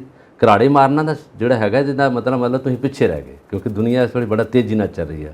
ਮਕੈਨੀਕਲ ਲਾਈਫ ਹੋ ਗਈ ਆ, ਭੱਜ ਦੌੜ ਹੋ ਗਈ ਆ। ਜਿਹੜੀ ਮੈਟਰੋਪੋਲੀਟਨ ਸਿਟੀ ਨੇ, ਉੱਥੇ ਤਾਂ ਤੁਸੀਂ ਹੱਥ ਮਿਲਾਉਂਦੇ ਤਾਂ ਅੱਧਾ ਹੀ ਹੱਥ ਮਿਲਾਉਂਦੇ ਆ, ਪੌੜੀਆਂ 'ਚ ਮਿਲ ਕੇ ਹੈਲੋ ਹੈਲੋ ਕਰਕੇ ਨਿਕਲਦੇ ਆ। ਚਾਹ ਦਾ ਕੱਪ ਪੀਂਦੇ ਤਾਂ ਅੱਧਾ ਚਾਹ ਦਾ ਕੱਪ ਆ ਕੇ ਦੌੜ ਜਾਂਦੇ ਆ, ਅਖਬਾਰ ਪੜ੍ਹਦੇ ਆ, ਹੈਡਲਾਈਨ ਪੜ੍ਹੀ ਦੇਖ ਕੇ। ਹੁਣ ਕਿਸੇ ਕੋ ਵੀ ਸਟੇਬਿਲਿਟੀ ਨਹੀਂ, ਕਿਸੇ ਕੋ ਵੀ ਰੁਕਣਾ ਜਿਹੜਾ ਉਹਦੇ ਲਈ ਬਿਲਕੁਲ ਉਹ ਫਾਇਦੇਮੰਦ ਨਹੀਂ। ਭੱਜੇਗਾ, ਦੌੜੇਗਾ ਤਾਂ ਰੋਟੀ ਖਾਊਗਾ, ਨਹੀਂ ਤਾਂ ਨਹੀਂ ਖਾਊਗਾ। ਭੱਜ ਦੌੜ 'ਚ ਸਾਰਾ ਕੁਛ ਜ਼ਿੰਦਗੀ ਬਰਬਾਦ ਆ। ਕਿਸੇ ਬੱਸ 'ਚ ਬੈਠੇ ਆ ਤਾਂ ਬਾਏ ਬਾਏ, ਹੈ ਨਾ, ਤੇ ਤੁਹਾਨੂੰ ਜਦੋਂ ਗੱਡੀ 'ਚ ਬੈਠ ਕੇ ਹਾਏ ਹਾਏ, ਬਸ ਇੰਨਾ ਹਾਏ ਬਾਏ, ਹਾਏ ਬਾਏ, ਇੰਨਾ ਕੁਛ ਰਹਿ ਗਿਆ। ਨਹੀਂ ਤਾਂ ਲੋਕ ਬੜਾ ਮਿਲਦੇ ਲੋਕ, ਬੜੇ ਪਿਆਰ। ਬਾਬਾ ਬੁੱਲੇ ਸ਼ਾਹ ਜੀ ਦੀ ਤੁਸੀਂ ਗੱਲ ਕੀਤੀ ਹੈ, ਬੜੀ ਸੋਹਣੀ ਗੱਲ ਕੀਤੀ ਹੈ। ਜਾਗਣਾ ਜ਼ਰੂਰੀ ਹੈ, ਰਾਤੀ ਜਾਗਣ ਕਰਨ ਇਬਾਦਤ, ਦਿਨ ਰੂੜੀ ਉੱਤੇ ਸੁੱਤੇ, ਤੇਥੋਂ ਕੁੱਤੇ ਤੇਥੋਂ ਉੱਤੇ, ਉੱਠ ਬੁੱਲਿਆ ਚੱਲ ਯਾਰ ਮਨਾ ਲੈ, ਨਹੀਂ ਤੇ ਬਾਜ਼ੀ ਲੈ ਗਏ ਕੁੱਤੇ। ਸੋ ਬਹੁਤ ਅੱਛੀਆਂ ਗੱਲਾਂ ਨੇ, ਰੈਵੋਲੂਸ਼ਨਰੀ ਜਿਹੜੀਆਂ ਲਾਈਨਾਂ ਨੇ ਉਹਨਾਂ ਦੀਆਂ। ਬਾਬਾ ਬੁੱਲੇ ਸ਼ਾਹ ਤੋਂ ਯਾਦ ਆਇਆ ਕਿ ਵਾਰਿਸ ਸ਼ਾਹ ਪਾਕਿਸਤਾਨ ਤੋਂ ਅਵਾਰਡ ਮਿਲ ਰਿਹਾ ਸਾਡੇ ਸੁਰਜੀਤ ਪਾਤਰ ਸਾਹਿਬ ਨੂੰ, ਨਵਾਜ਼ਿਆ ਗਿਆ ਉਹਨਾਂ ਨੂੰ ਇਸ ਅਵਾਰਡ ਦੇ ਨਾਲ। ਸਾਡੇ ਵਾਸਤੇ ਬੜੀ ਮਾਣ ਵਾਲੀ ਗੱਲ ਹੈ ਕਿ ਸ਼ਬਦਾਂ ਦਾ ਸੌਦਾਗਰ, ਸ਼ਬਦਾਂ ਦਾ ਜਾਦੂਗਰ ਸੁਰਜੀਤ ਪਾਤਰ ਬਹੁਤ ਵਧੀਆ ਗੱਲਾਂ ਲਿਖਦੇ ਨੇ। ਇੰਨਾ ਸੱਚ ਨਾ ਬੋਲ ਕਿ ਕੱਲਾ ਰਹਿ ਜਾਵੇਂ, ਚਾਰ ਕੁ ਬੰਦੇ ਰੱਖ ਲੈ ਮੋਢਾ ਦੇਣ ਦੇ ਲਈ। ਬਹੁਤ ਕਮਾਲ ਦੀ ਸ਼ਾਇਰੀ ਹੈ ਉਹਨਾਂ ਦੀ। ਹਾਂ ਹਾਂ ਹਾਂ। ਸੋ ਤੁਹਾਡੇ ਮਨ 'ਚ ਕੁਝ ਆ ਰਿਹਾ ਹੋਏਗਾ ਪਾਤਰ ਸਾਹਿਬ ਨੂੰ ਯਾਦ ਕਰਦੇ ਹੋਏ? ਇੱਕ ਤਾਂ ਬਹੁਤ ਵੱਡਾ ਸਨਮਾਨ ਦਿੱਤਾ ਉਹਨਾਂ ਨੇ, ਕਿਉਂਕਿ ਸ਼ਾਇਰੀ ਦੇ ਅੰਦਾਜ਼ 'ਚ, ਸ਼ਾਇਰੀ ਦਾ ਸਟਾਈਲ ਜਾਂ ਲਿਖਣ ਦੀ ਜਿਹੜੀ ਇਹਨਾਂ ਦੀ ਆਪਣਾ ਸਟਾਈਲ ਆ, ਸਿੰਪਲਿਸਿਟੀ ਹੈ, ਬੜੀ ਅੱਛੀ ਹੈ। ਔਰ ਇਹਨਾਂ ਦਾ ਪਹਿਲੀ ਬੁੱਕ ਸੀ ਇਹਨਾਂ ਦੀ ਗਜ਼ਲਾਂ ਦੀ, ਹਵਾ ਵਿੱਚ ਲਿਖੇ ਹਰਫ, ਬਹੁਤ ਅੱਛੀ ਹੈ ਸੀਗਾ। ਔਰ ਉਦੋਂ ਬਾਅਦ ਇਹਨਾਂ ਦੀਆਂ ਕਿਤਾਬਾਂ ਆਉਂਦੀਆਂ ਰਹੀਆਂ। ਔਰ ਇਹਨਾਂ ਨੇ ਜ਼ਿਆਦਾ ਵਾਰਤਕ ਨਹੀਂ ਲਿਖੀ, ਸ਼ਾਇਰੀ ਹੈ, ਗਜ਼ਲ 'ਤੇ ਇਹਨਾਂ ਦਾ ਬਹੁਤ ਹੱਥ ਅਜ਼ਮਾਈ ਕੀਤਾ। ਔਰ ਪਾਕਿਸਤਾਨ ਦੇ ਜਿਹੜੇ ਲੋਕ ਆ ਉਹ ਗਜ਼ਲ ਨੂੰ ਬਹੁਤ ਅੱਛਾ ਮੰਨਦੇ ਆ, ਔਰ ਉਹਨਾਂ ਇਸੇ ਕਰਕੇ ਇਹਨਾਂ ਨੂੰ ਚੁਣਿਆ। ਔਰ ਇਹ 20 ਸਾਲ ਬਾਅਦ ਪਹਿਲੋਂ ਅੰਮ੍ਰਿਤਾ ਪ੍ਰੀਤਮ ਨੂੰ ਇਹ ਅਵਾਰਡ ਮਿਲਿਆ ਸੀ, ਵਾਰਿਸ ਸ਼ਾਹ ਦਾ। ਔਰ ਸੈਯਦ ਵਾਰਿਸ ਸ਼ਾਹ ਅਵਾਰਡ ਆ ਜਿਹੜਾ ਮਿਲਦਾ। ਔਰ ਉਹਨਾਂ ਦਾ ਸੈਯਦ ਵਾਰਿਸ ਸ਼ਾਹ ਦੀ ਜਿੱਥੇ ਮਕਬਰਾ ਵਾ, ਉੱਥੇ ਇੱਕ ਚਾਦਰ ਚੜਾਉਂਦੇ ਆ ਔਰ ਦੁਸ਼ਾਲਾ ਭੇਂਟ ਕਰਦੇ ਆ, ਔਰ ਕੁਝ ਕੈਸ਼ ਵੀ ਹੁੰਦਾ। ਇਹ ਜਿਹੜਾ ਅਨਾਉਂਸ ਕੀਤਾ, ਇਹ ਆਲਮੀ ਅਵਾਰਡ ਆ, ਅੰਤਰਰਾਸ਼ਟਰੀ ਅਵਾਰਡ ਆ, ਛੋਟਾ ਨਹੀਂ ਕੋਈ। ਔਰ ਇਹ ਪਾਤਰ ਸਾਹਿਬ ਦੀਆਂ ਲਾਈਨਾਂ ਨੇ, ਉਹਦੇ 'ਚ ਉਹਨਾਂ ਨੇ ਕਿਹਾ ਕਿ ਇਹ ਜਿਹੜਾ ਮੈਨੂੰ ਇਹ ਸਨਮਾਨ ਦਿੱਤਾ ਜਾ ਰਿਹਾ, ਜਿਸ 'ਚ ਮੈਨੂੰ ਪੁਰਸਕਾਰ ਦਿੱਤਾ ਜਾ ਰਿਹਾ, ਆਂਦਾ ਮੈਂ ਬਹੁਤ ਪੁਰਸਕਾਰ ਲਏ ਆ, ਪਰ ਇਹਦੇ ਨਾਲ, ਇਹ ਮੈਨੂੰ ਮਿਲਣ ਨਾਲ, ਅਨਾਉਂਸ ਹੋਣ ਨਾਲ ਮੇਰੇ ਮਨ ਨੂੰ ਹੋਰ ਹੀ ਖੁਸ਼ੀ ਮਿਲੀ ਹੈ। ਕਿਉਂਕਿ ਇੱਕ ਉਹ ਦੇਸ਼ ਆ ਜਿਹੜਾ ਸਾਡੇ ਨਾਲ ਵੰਡਿਆ ਗਿਆ, ਪਾਸੇ ਹੋ ਗਿਆ, ਫਿਰ ਵੀ ਉਹਨਾਂ ਨੇ ਦੇਖਿਆ ਕਿ ਇਹ ਬੜਾ ਲਿਆਕਤਮਾਨ, ਸੂਝਵਾਨ ਕਵੀ ਆ, ਔਰ ਇਹਨੂੰ ਕਿਉਂ ਨਾ ਚੁਣਿਆ ਜਾਵੇ। ਔਰ ਇਹਦੇ 'ਚ ਇਹਨਾਂ ਨੂੰ ਦੁਸ਼ਾਲਾ ਵੀ ਭੇਂਟ ਕਰ ਰਹੇ ਆ, ਔਰ ਇਹਦੇ 'ਚ ਕੋਈ ਕੈਸ਼ ਅਵਾਰਡ ਵੀ ਹੈਗਾ, ਸਾਰਾ ਕੁਝ। ਔਰ ਇਹਨਾਂ ਨੂੰ ਬੁਲਾ ਰਹੇ ਆ। ਇਲਿਆਸ ਘੁੰਮਣ ਨੇ ਇਹਦੇ ਇੰਚਾਰਜ, ਉਹਨਾਂ ਨੇ ਅਨਾਉਂਸ ਕੀਤਾ। ਔਰ ਇਹ ਬੜੀ ਫਖਰ ਦੀ ਗੱਲ ਆ, ਬੜੀ ਮਾਣ ਦੀ ਗੱਲ ਆ ਕਿ ਜਿਹੜਾ ਲਹਿੰਦਾ ਪੰਜਾਬ ਆ, ਉਹ ਚੜ੍ਹਦੇ ਪੰਜਾਬ ਦੇ ਇੱਕ ਸ਼ਾਇਰ ਨੂੰ ਇਸ ਤਰ੍ਹਾਂ ਦਾ ਸਨਮਾਨ ਦਿੱਤਾ ਜਾ ਰਿਹਾ। ਔਰ ਵਾਰਿਸ ਦੀ ਕਲਮ ਵੀ ਜਿਹੜੀ ਆ, ਵਾਰਿਸ ਸ਼ਾਹ ਸੁਖਨ ਦਾ ਵਾਰਿਸ, ਕਿਤੇ ਨਾ ਅਟਕਿਆ ਵਾਲਿਆ। ਉਹਨਾਂ ਨੇ ਜੋ ਕੁਝ ਲਿਖਿਆ, ਉਹਨਾਂ ਦਾ ਜਿਹੜਾ ਕਿੱਸਾ ਹੀਰ ਵਾਰਿਸ ਇੰਨਾ ਮਕਬੂਲ ਹੋਇਆ। ਉਦੋਂ ਪਹਿਲਾਂ ਬੜਿਆਂ ਨੇ ਲਿਖਿਆ, ਬਹੁਤ ਕਿੱਸਾ ਲਿਖਿਆ ਹੀਰ ਦੇ ਨਾਂ 'ਤੇ, ਪਰ ਜੋ ਇਹਨਾਂ ਦਾ ਇੰਨਾ ਮਕਬੂਲ ਹੋ ਗਿਆ। ਔਰ ਇਹਨਾਂ ਦੀ ਜਿਹੜੀ ਬੈਂਤ ਆ, ਜਿਹੜਾ ਬੈਂਤ ਦਾ ਸਟਾਈਲ ਆ, ਉਹ ਵੱਖਰਾ ਹੀ ਹੈਗਾ। ਅਤੇ ਜਿਹੜਾ ਦਾ ਮੰਗਲਾਚਰਨ ਨਾ, ਉਹ ਵੀ ਕਮਾਲ ਦਾ। ਅਵਲ ਹਮਦ ਖੁਦਾ ਦਾ ਵਿਰਦ ਕੀਤੇ, ਇਸ਼ਕ ਕੀਤਾ ਸੁ ਜਗ ਦਾ ਮੂਲ ਮੀਆਂ, ਪਹਿਲਾਂ ਆਪ ਖੁਦਾ ਨੇ ਇਸ਼ਕ ਕੀਤਾ, ਭਲਾ ਜਿਸ ਦਾ ਹੈ ਰੰਜੂਲ ਮੀਆਂ। ਇਸ਼ਕ ਪੀਰ ਫਕੀਰ ਦਾ ਮਰਤਬਾ ਹੈ, ਭਲਾ ਜਿਸ ਦਾ ਹੈ ਰੰਜੂਲ ਮੀਆਂ। ਖੁੱਲੇ ਤਿੰਨਾਂ ਦੇ ਬਾਗ ਕਲੂਬ ਅੰਦਰ, ਜਿਨ੍ਹਾਂ ਕੀਤਾ ਇਸ਼ਕ ਕਬੂਲ ਮੀਆਂ। ਇਹ ਵਾਰਿਸ ਦੀਆਂ ਲਾਈਨਾਂ ਇੱਥੋਂ ਸ਼ੁਰੂ ਹੁੰਦੀਆਂ। ਔਰ ਦੇਖੋ ਉਦੋਂ ਬਾਅਦ ਇਹ ਜੋ ਇਹਦੇ ਬੈਂਤ ਨੇ ਸਾਰੇ, ਉਹ ਨਾ ਮੁਹਾਵਰੇ ਬਣ ਗਏ, ਹੈ ਨਾ। ਵਾਰਿਸ ਸ਼ਾਹ ਨਾ ਆਤਾਂ ਜਾਂਦੀਆਂ ਨੇ, ਭਾਵੇਂ ਕੱਟੀਏ ਪੋਰੀਆ ਪੋਰੀਆ ਜੀ, ਬੜੀਆਂ ਲਾਈਨਾਂ ਇਹਨਾਂ ਦੀਆਂ ਹੈਗੀਆਂ। ਵਾਰਿਸ ਸ਼ਾਹ ਗੋੜਾ ਆਪਣਾ ਜੱਗ ਤੋਂ ਚੋਰੀ ਖਾਈਏ, ਇਹ ਲਾਈਨਾਂ ਉਹਨਾਂ ਦੀਆਂ। ਔਰ ਦੇਖੋ ਸ਼ਾਇਰੀ ਕਿਹਨਾਂ ਦੀ।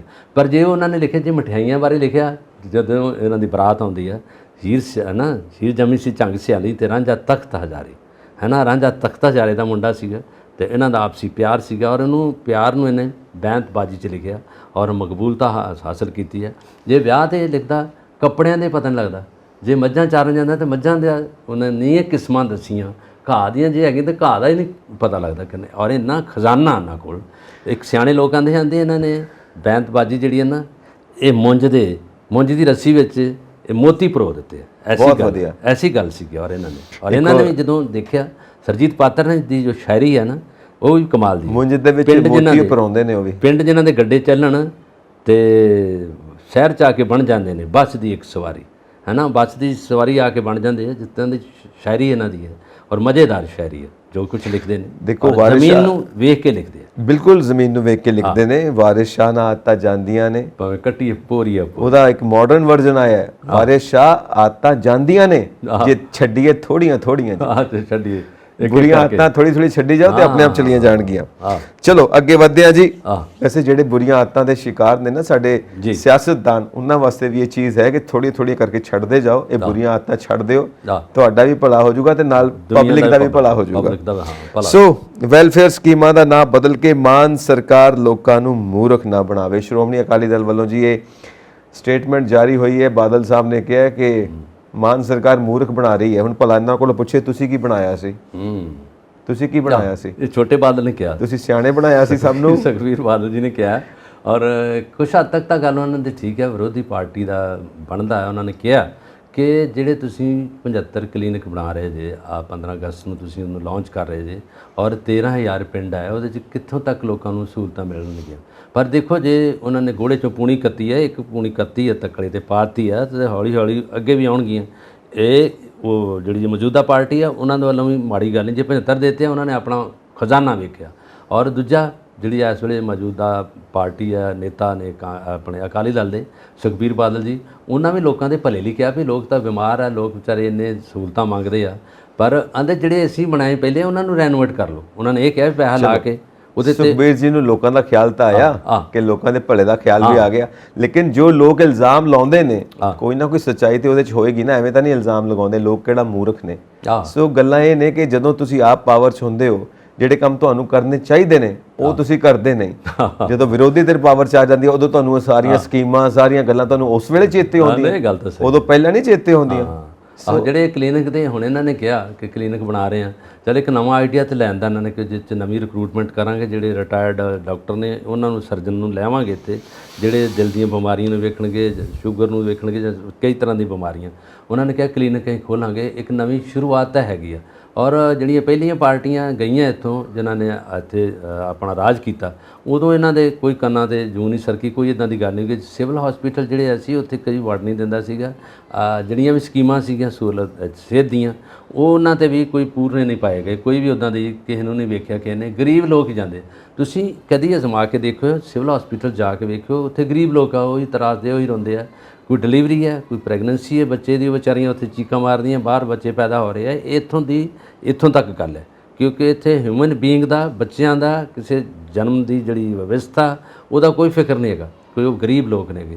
ਫਿਰ ਇੱਥੇ ਆ ਜਾਂਦੀ ਗੱਲ ਪੈਸੇ ਦੀ। ਜਦੋਂ ਕੋਈ ਪੈਸਾ ਵਾਧੂ ਹੈਗਾ, ਜਿਹੜਾ 4 ਪੈਸੇ ਵਾਲਾ ਬੰਦਾ, ਉਹ ਤਾਂ ਪ੍ਰਾਈਵੇਟ ਹਸਪੀਟਲ ਜਾ ਵੜੂਗਾ, ਕਮਰਾ ਵੀ ਮਿਲ ਜੂ ਉਹਨੂੰ, ਉੱਥੇ ਡਾਕਟਰ ਵੀ, ਸਰਜਨ ਵੀ ਆਉਣਗੇ, ਉੱਥੇ ਵਿਜ਼ਿਟਿੰਗ ਵੀ ਹੋਊਗੀ, ਉੱਥੇ ਫੈਸਿਲਿਟੀ ਵੀ ਹੋਊਗੀ, ਉੱਥੇ ਵੀਲ ਚੇਅਰ ਵੀ ਹੋਊਗੀ, ਸਾਰਾ ਕੁਝ ਹੋਊਗਾ। ਇੱਥੇ ਤੁਸੀਂ ਬਿਮਾਰ ਨੂੰ ਕਿੱਦਾਂ ਲੈ ਕੇ ਜਾਂਦੇ ਜੇ, ਹੈ ਨਾ, ਕਿੱਥੇ ਆਪਣੀ ਗੱਡੀ ਤੇ ਲੈ ਕੇ ਜਾਓ, ਬਹੁਤ ਬੁਰਾ ਹਾਲ ਹੈ।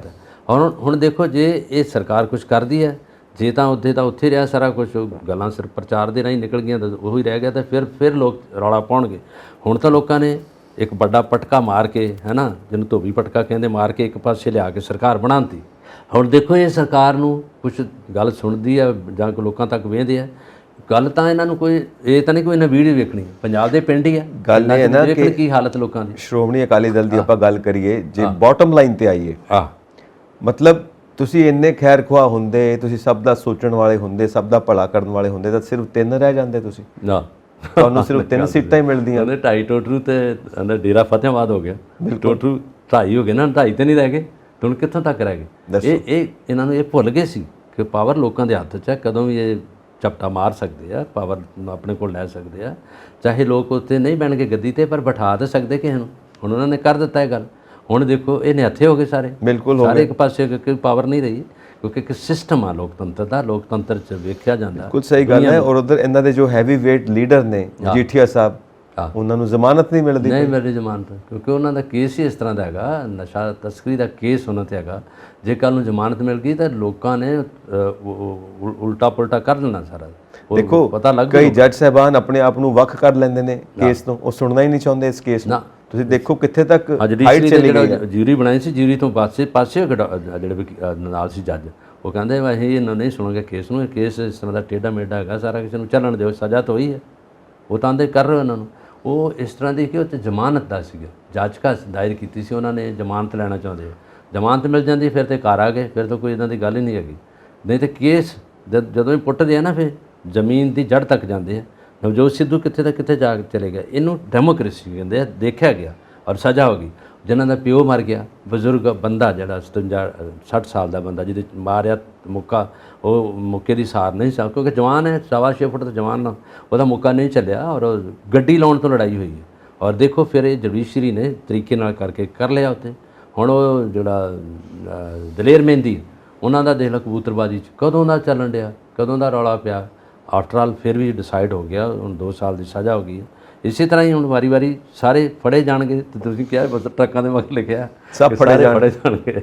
ਸੋ ਗੱਲ ਇਹ ਹੈ ਵੀ ਜਦੋਂ ਨਾ ਤੁਸੀਂ ਪਾਵਰ 'ਚ ਹੁੰਦੇ ਹੋ, ਉਦੋਂ ਤੁਹਾਨੂੰ ਧਿਆਨ ਨਹੀਂ ਹੁੰਦਾ ਪਾਵਰ ਦਾ ਨਸ਼ਾ ਪਾਵਰ ਸਾਂਭਣਾ ਹਰੇਕ ਦੇ ਵੱਸ ਦੀ ਗੱਲ ਨਹੀਂ ਹੁੰਦੀ। ਉਹ ਲੋਕ ਹੀ ਬੱਲੇ ਚੜ ਜਾਂਦੀ ਹੈ। ਬੱਲੇ ਜੀ ਤੁਸੀਂ ਐਮਐਲਏ ਬਣ ਗਏ, ਤੁਸੀਂ ਮੰਤਰੀ ਬਣ ਗਏ ਜੀ, ਬਾਬੇ ਹੁਣ ਤੁਹਾਡੀਆਂ ਪਾਉਂ 12। ਹੁਣ ਜੋ ਤੁਸੀਂ ਕਹੋਗੇ ਸਾਰਾ ਕੁਝ ਉਹੀ ਨੇਰਗਰਦੀ ਨੂੰ ਮਚਾਉਣ ਦੇ ਲੋਕ। ਜਿਹੜੀ ਪਾਵਰ ਹੈ ਨਾ ਸਿਰ ਤੇ ਚੜ ਜਾਂਦੀ ਹੈ। ਬਹੁਤ ਘੱਟ ਲੋਕ ਨੇ ਜਿਹੜੇ ਪਾਵਰ ਨੂੰ ਸਾਂਭ ਸਕਦੇ ਨੇ। ਜਿਹੜੇ ਸਾਂਭ ਗਏ ਉਹ ਸਹੀ ਕੰਮ ਕਰ ਗਏ, ਤੇ ਜਿਨ੍ਹਾਂ ਦੇ ਸਿਰ ਤੇ ਚੜੀ ਫਿਰ ਪਬਲਿਕ ਨੇ ਉਹਨਾਂ ਨੂੰ ਸਿਖਾ ਦਿੱਤਾ ਕਿ ਪਾਵਰ ਕੀ ਹੁੰਦੀ ਹੈ ਤੇ ਕਿਵੇਂ ਇਸਤੇਮਾਲ ਹੁੰਦਾ। ਜਦੋਂ ਉਹਨਾਂ ਨੇ ਵਿਹਲਾ ਕਰਕੇ ਘਰ ਬਿਠਾ ਦਿੱਤਾ, ਕੋਈ ਵੋਟ ਨਹੀਂ ਪਈ, ਕੋਈ ਪਾਵਰ ਨਹੀਂ ਮਿਲੀ, 3 ਸੀਟਾਂ ਮਿਲੀਆਂ ਤੇ ਘਰ ਬਿਠਾਤਾ। ਸੋ ਇਹ ਚੀਜ਼ਾਂ ਨੇ। ਇਵਨ ਬਾਦਲ ਸਾਹਿਬ ਖੁਦ, ਵੱਡੇ ਬਾਦਲ ਸਾਹਿਬ, ਛੋਟੇ ਬਾਦਲ ਸਾਹਿਬ, ਸੁਖਬੀਰ ਜੀ ਸਭ ਹਾਰ ਗਏ। ਵੱਡੇ ਬਾਦਲ ਸਾਹਿਬ ਨੂੰ ਵੈਸੇ ਆਉਣਾ ਨਹੀਂ ਚਾਹੀਦਾ, ਨਹੀਂ ਆਉਣਾ ਚਾਹੀਦਾ ਸੀ। ਕਮਾਇਆ ਉਹਨਾਂ ਨੇ, ਇੱਥੇ ਰਾਜੇ ਰਹੇ ਆ ਪੰਜਾਬ ਦੇ, ਪੰਜਾਬ 'ਚ ਲੋਕਾਂ ਦਾ ਸਤਿਕਾਰ ਕਮਾਇਆ, ਲੋਕਾਂ ਦਾ ਮਾਣ ਇੱਜ਼ਤ ਕਮਾਈ ਉਹਨਾਂ ਨੇ। ਫਿਰ ਬੁੱਢੇ ਵਾਰੇ ਆ ਕੇ ਫਿਰ ਖੁੰਡੀ ਫੜ ਕੇ ਫਿਰ ਵੋਟਾਂ ਮੰਗਣ ਚਲੇ ਗਏ। ਇਹ ਹੁੰਦੀ ਹੈ ਲਾਲਸਾ ਕੁਰਸੀ ਦੀ। ਐਕਚੁਅਲੀ ਉਹਨਾਂ ਨੂੰ ਪ੍ਰੈਸ਼ਰਾਈਜ਼ ਕੀਤਾ ਗਿਆ ਹੋਏਗਾ ਪਾਰਟੀ ਵੱਲੋਂ ਕਿ ਤੁਹਾਡੇ ਨਾਂ ਦੇ ਉੱਤੇ ਇਸ ਵਾਰ ਕਾਰਡ ਖੇਡ ਕੇ ਦੇਖਦੇ ਆ, ਸ਼ਾਇਦ ਅਸੀਂ ਵਜ਼ਾਰਤ 'ਚ ਆ ਜਾਈਏ।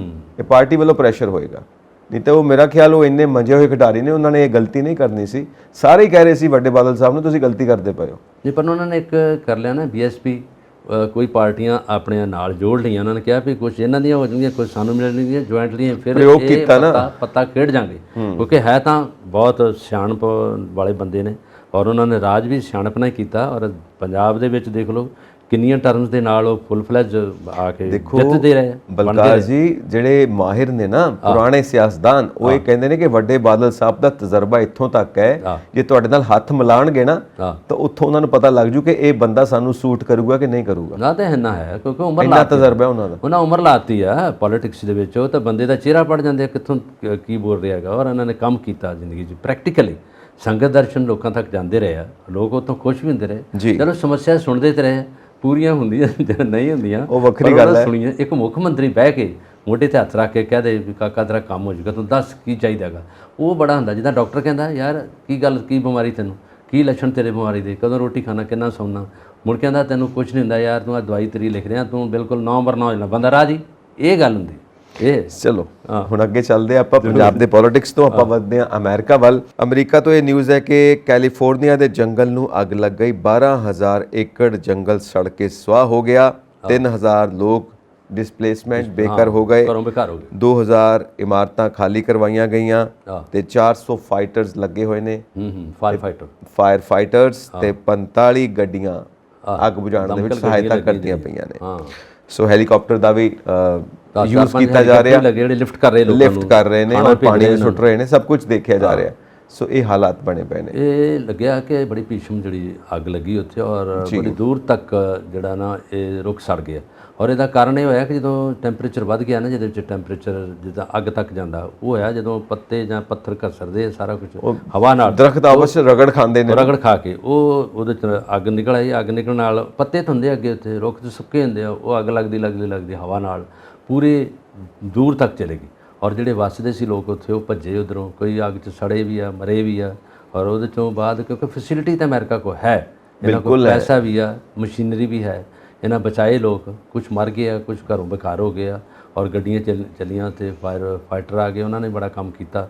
ਔਰ ਉਹਦੇ ਵਿੱਚ ਇੰਨੀ ਦੁਨੀਆ ਘਰੋਂ ਬੇਕਾਰ ਹੋ ਗਈ ਆ। ਉਹਨਾਂ ਨੂੰ ਰੱਖਣ ਲਈ ਸ਼ੈਲਟਰ ਦੇ ਰਹੇ, ਉਹਨਾਂ ਨੂੰ ਪੈਸਾ ਵੀ ਦੇ ਰਹੇ ਉਹਨਾਂ ਨੂੰ, ਔਰ ਪੈਸਾ ਭੇਜ ਦਿੱਤਾ ਉੱਥੋਂ ਤੱਕ ਉਹਨਾਂ ਨੇ, ਜਿਹੜੀ ਉਹਨਾਂ ਦੀ ਹੋਮ ਮਿਨਿਸਟਰੀ ਉੱਧਰੋਂ ਆ ਗਿਆ।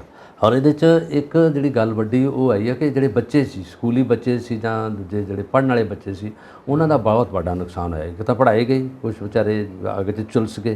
ਜਿਹੜੀ ਅੱਗ ਹੈ ਨਾ, ਬੱਚੇ ਨੂੰ ਤਾਂ ਦੂਰੋਂ ਜਿਹੜੇ ਪੈ ਜੇ, ਸਕਿਨ ਬੜੀ ਇਹਦੀ ਕੋਮਲ ਹੁੰਦੀ, ਜਿੱਦਾਂ ਫੁੱਲ ਹੁੰਦੇ ਨੇ ਇਹਨਾਂ ਨਾਲ, ਉਹ ਦੂਰ ਤੱਕ ਹੈ। ਪਰ ਪਹਿਲਾਂ ਸਭ ਤੋਂ ਪਹਿਲਾਂ ਤਾਂ ਬੱਚੇ ਤੇ ਜਨਾਨੀਆਂ ਕੱਢੀਆਂ ਉਹਦੇ ਵਿੱਚੋਂ।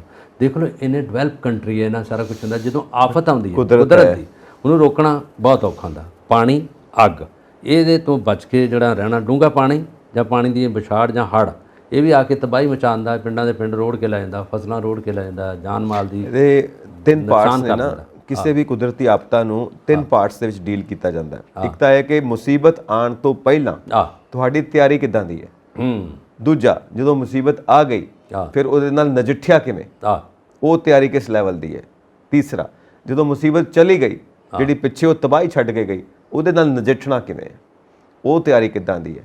ਸੋ ਮੁਸੀਬਤ ਤੋਂ ਪਹਿਲਾਂ ਦੀ ਤਿਆਰੀ, ਮੁਸੀਬਤ ਆ ਗਈ ਉਹਨੂੰ ਨਜਿੱਠਣ ਦੀ ਤਿਆਰੀ, ਮੁਸੀਬਤ ਚਲੀ ਗਈ, ਆਫਤ ਚਲੀ ਗਈ, ਪਿੱਛੇ ਬਰਬਾਦੀ ਛੱਡ ਕੇ ਉਹਨੂੰ ਕਿਵੇਂ ਨਜਿੱਠਣਾ ਹੈ। ਇਹ ਤਿੰਨਾਂ ਸੈਕਟਰ ਦੇ ਵਿੱਚ ਅਮਰੀਕਾ ਦੇ ਕੋਲ ਬਹੁਤ ਪਾਵਰ ਆ, ਅਮਰੀਕਾ ਦੇ ਕੋਲ ਸਾਰੇ ਪ੍ਰਬੰਧ ਨੇ, ਪਰ ਫਿਰ ਵੀ ਕੁਦਰਤ ਆ। ਇਹ ਇਸ ਤਰ੍ਹਾਂ ਹੀ ਅੱਗੇ ਆਸਟ੍ਰੇਲੀਆ 'ਚ ਵੀ ਲੱਗੀ, ਜਿਹੜੇ ਬੜੇ ਜੰਗਲਾਂ 'ਚ ਸੜ ਗਏ ਊਠ, ਜਿਹੜੇ ਉਹਦੇ ਵਿੱਚ ਤੁਰੇ ਫਿਰਦੇ ਸੜੇ, ਔਰ ਬਹੁਤ ਕੁਛ ਆ।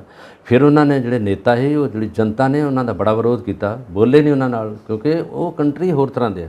ਜਿਹੜੇ ਉਹਨਾਂ ਨੇ ਉਹ ਇੱਦਾਂ ਦਾ ਨਹੀਂ ਹੁੰਦਾ ਕਿ ਮੰਤਰੀ ਆਇਆ ਤਾਂ ਜਾਂ ਉਹਦਾ ਨਾਲ ਡਿਫੈਂਸ ਮਿਨਿਸਟਰ ਆ ਗਿਆ ਤੁਹਾਨੂੰ ਜੀ ਐਂ ਕਹਿਣਗੇ। ਉਹ ਇਸ ਤਰ੍ਹਾਂ ਨਹੀਂ ਕਰਦੇ, ਉਹ ਕਹਿੰਦੇ ਵੀ ਕੰਮ ਕੀ ਕੀਤਾ ਤੁਸੀਂ ਆ ਕੇ, ਪਹਿਲਾਂ ਕਿਉਂ ਨਹੀਂ ਇਹਦਾ ਕੰਟਰੋਲ ਕੀਤਾ, ਪਹਿਲਾਂ ਸਾਨੂੰ ਦੱਸੋ ਇੱਥੇ ਇਸ ਏਰੀਏ 'ਚ ਜਿਹੜਾ ਕੰਟਰੋਲ ਕਰਨਾ ਹੈ ਉਹਦੇ 'ਚ ਕੀ ਐਸਪੈਕਟ ਸੀ, ਉਹਦੇ 'ਚ ਕੀ ਕੁਝ ਕੀਤਾ ਗਿਆ, ਕਿੰਨੇ ਕੁ ਯਤਨਸ਼ੀਲ ਸੀ।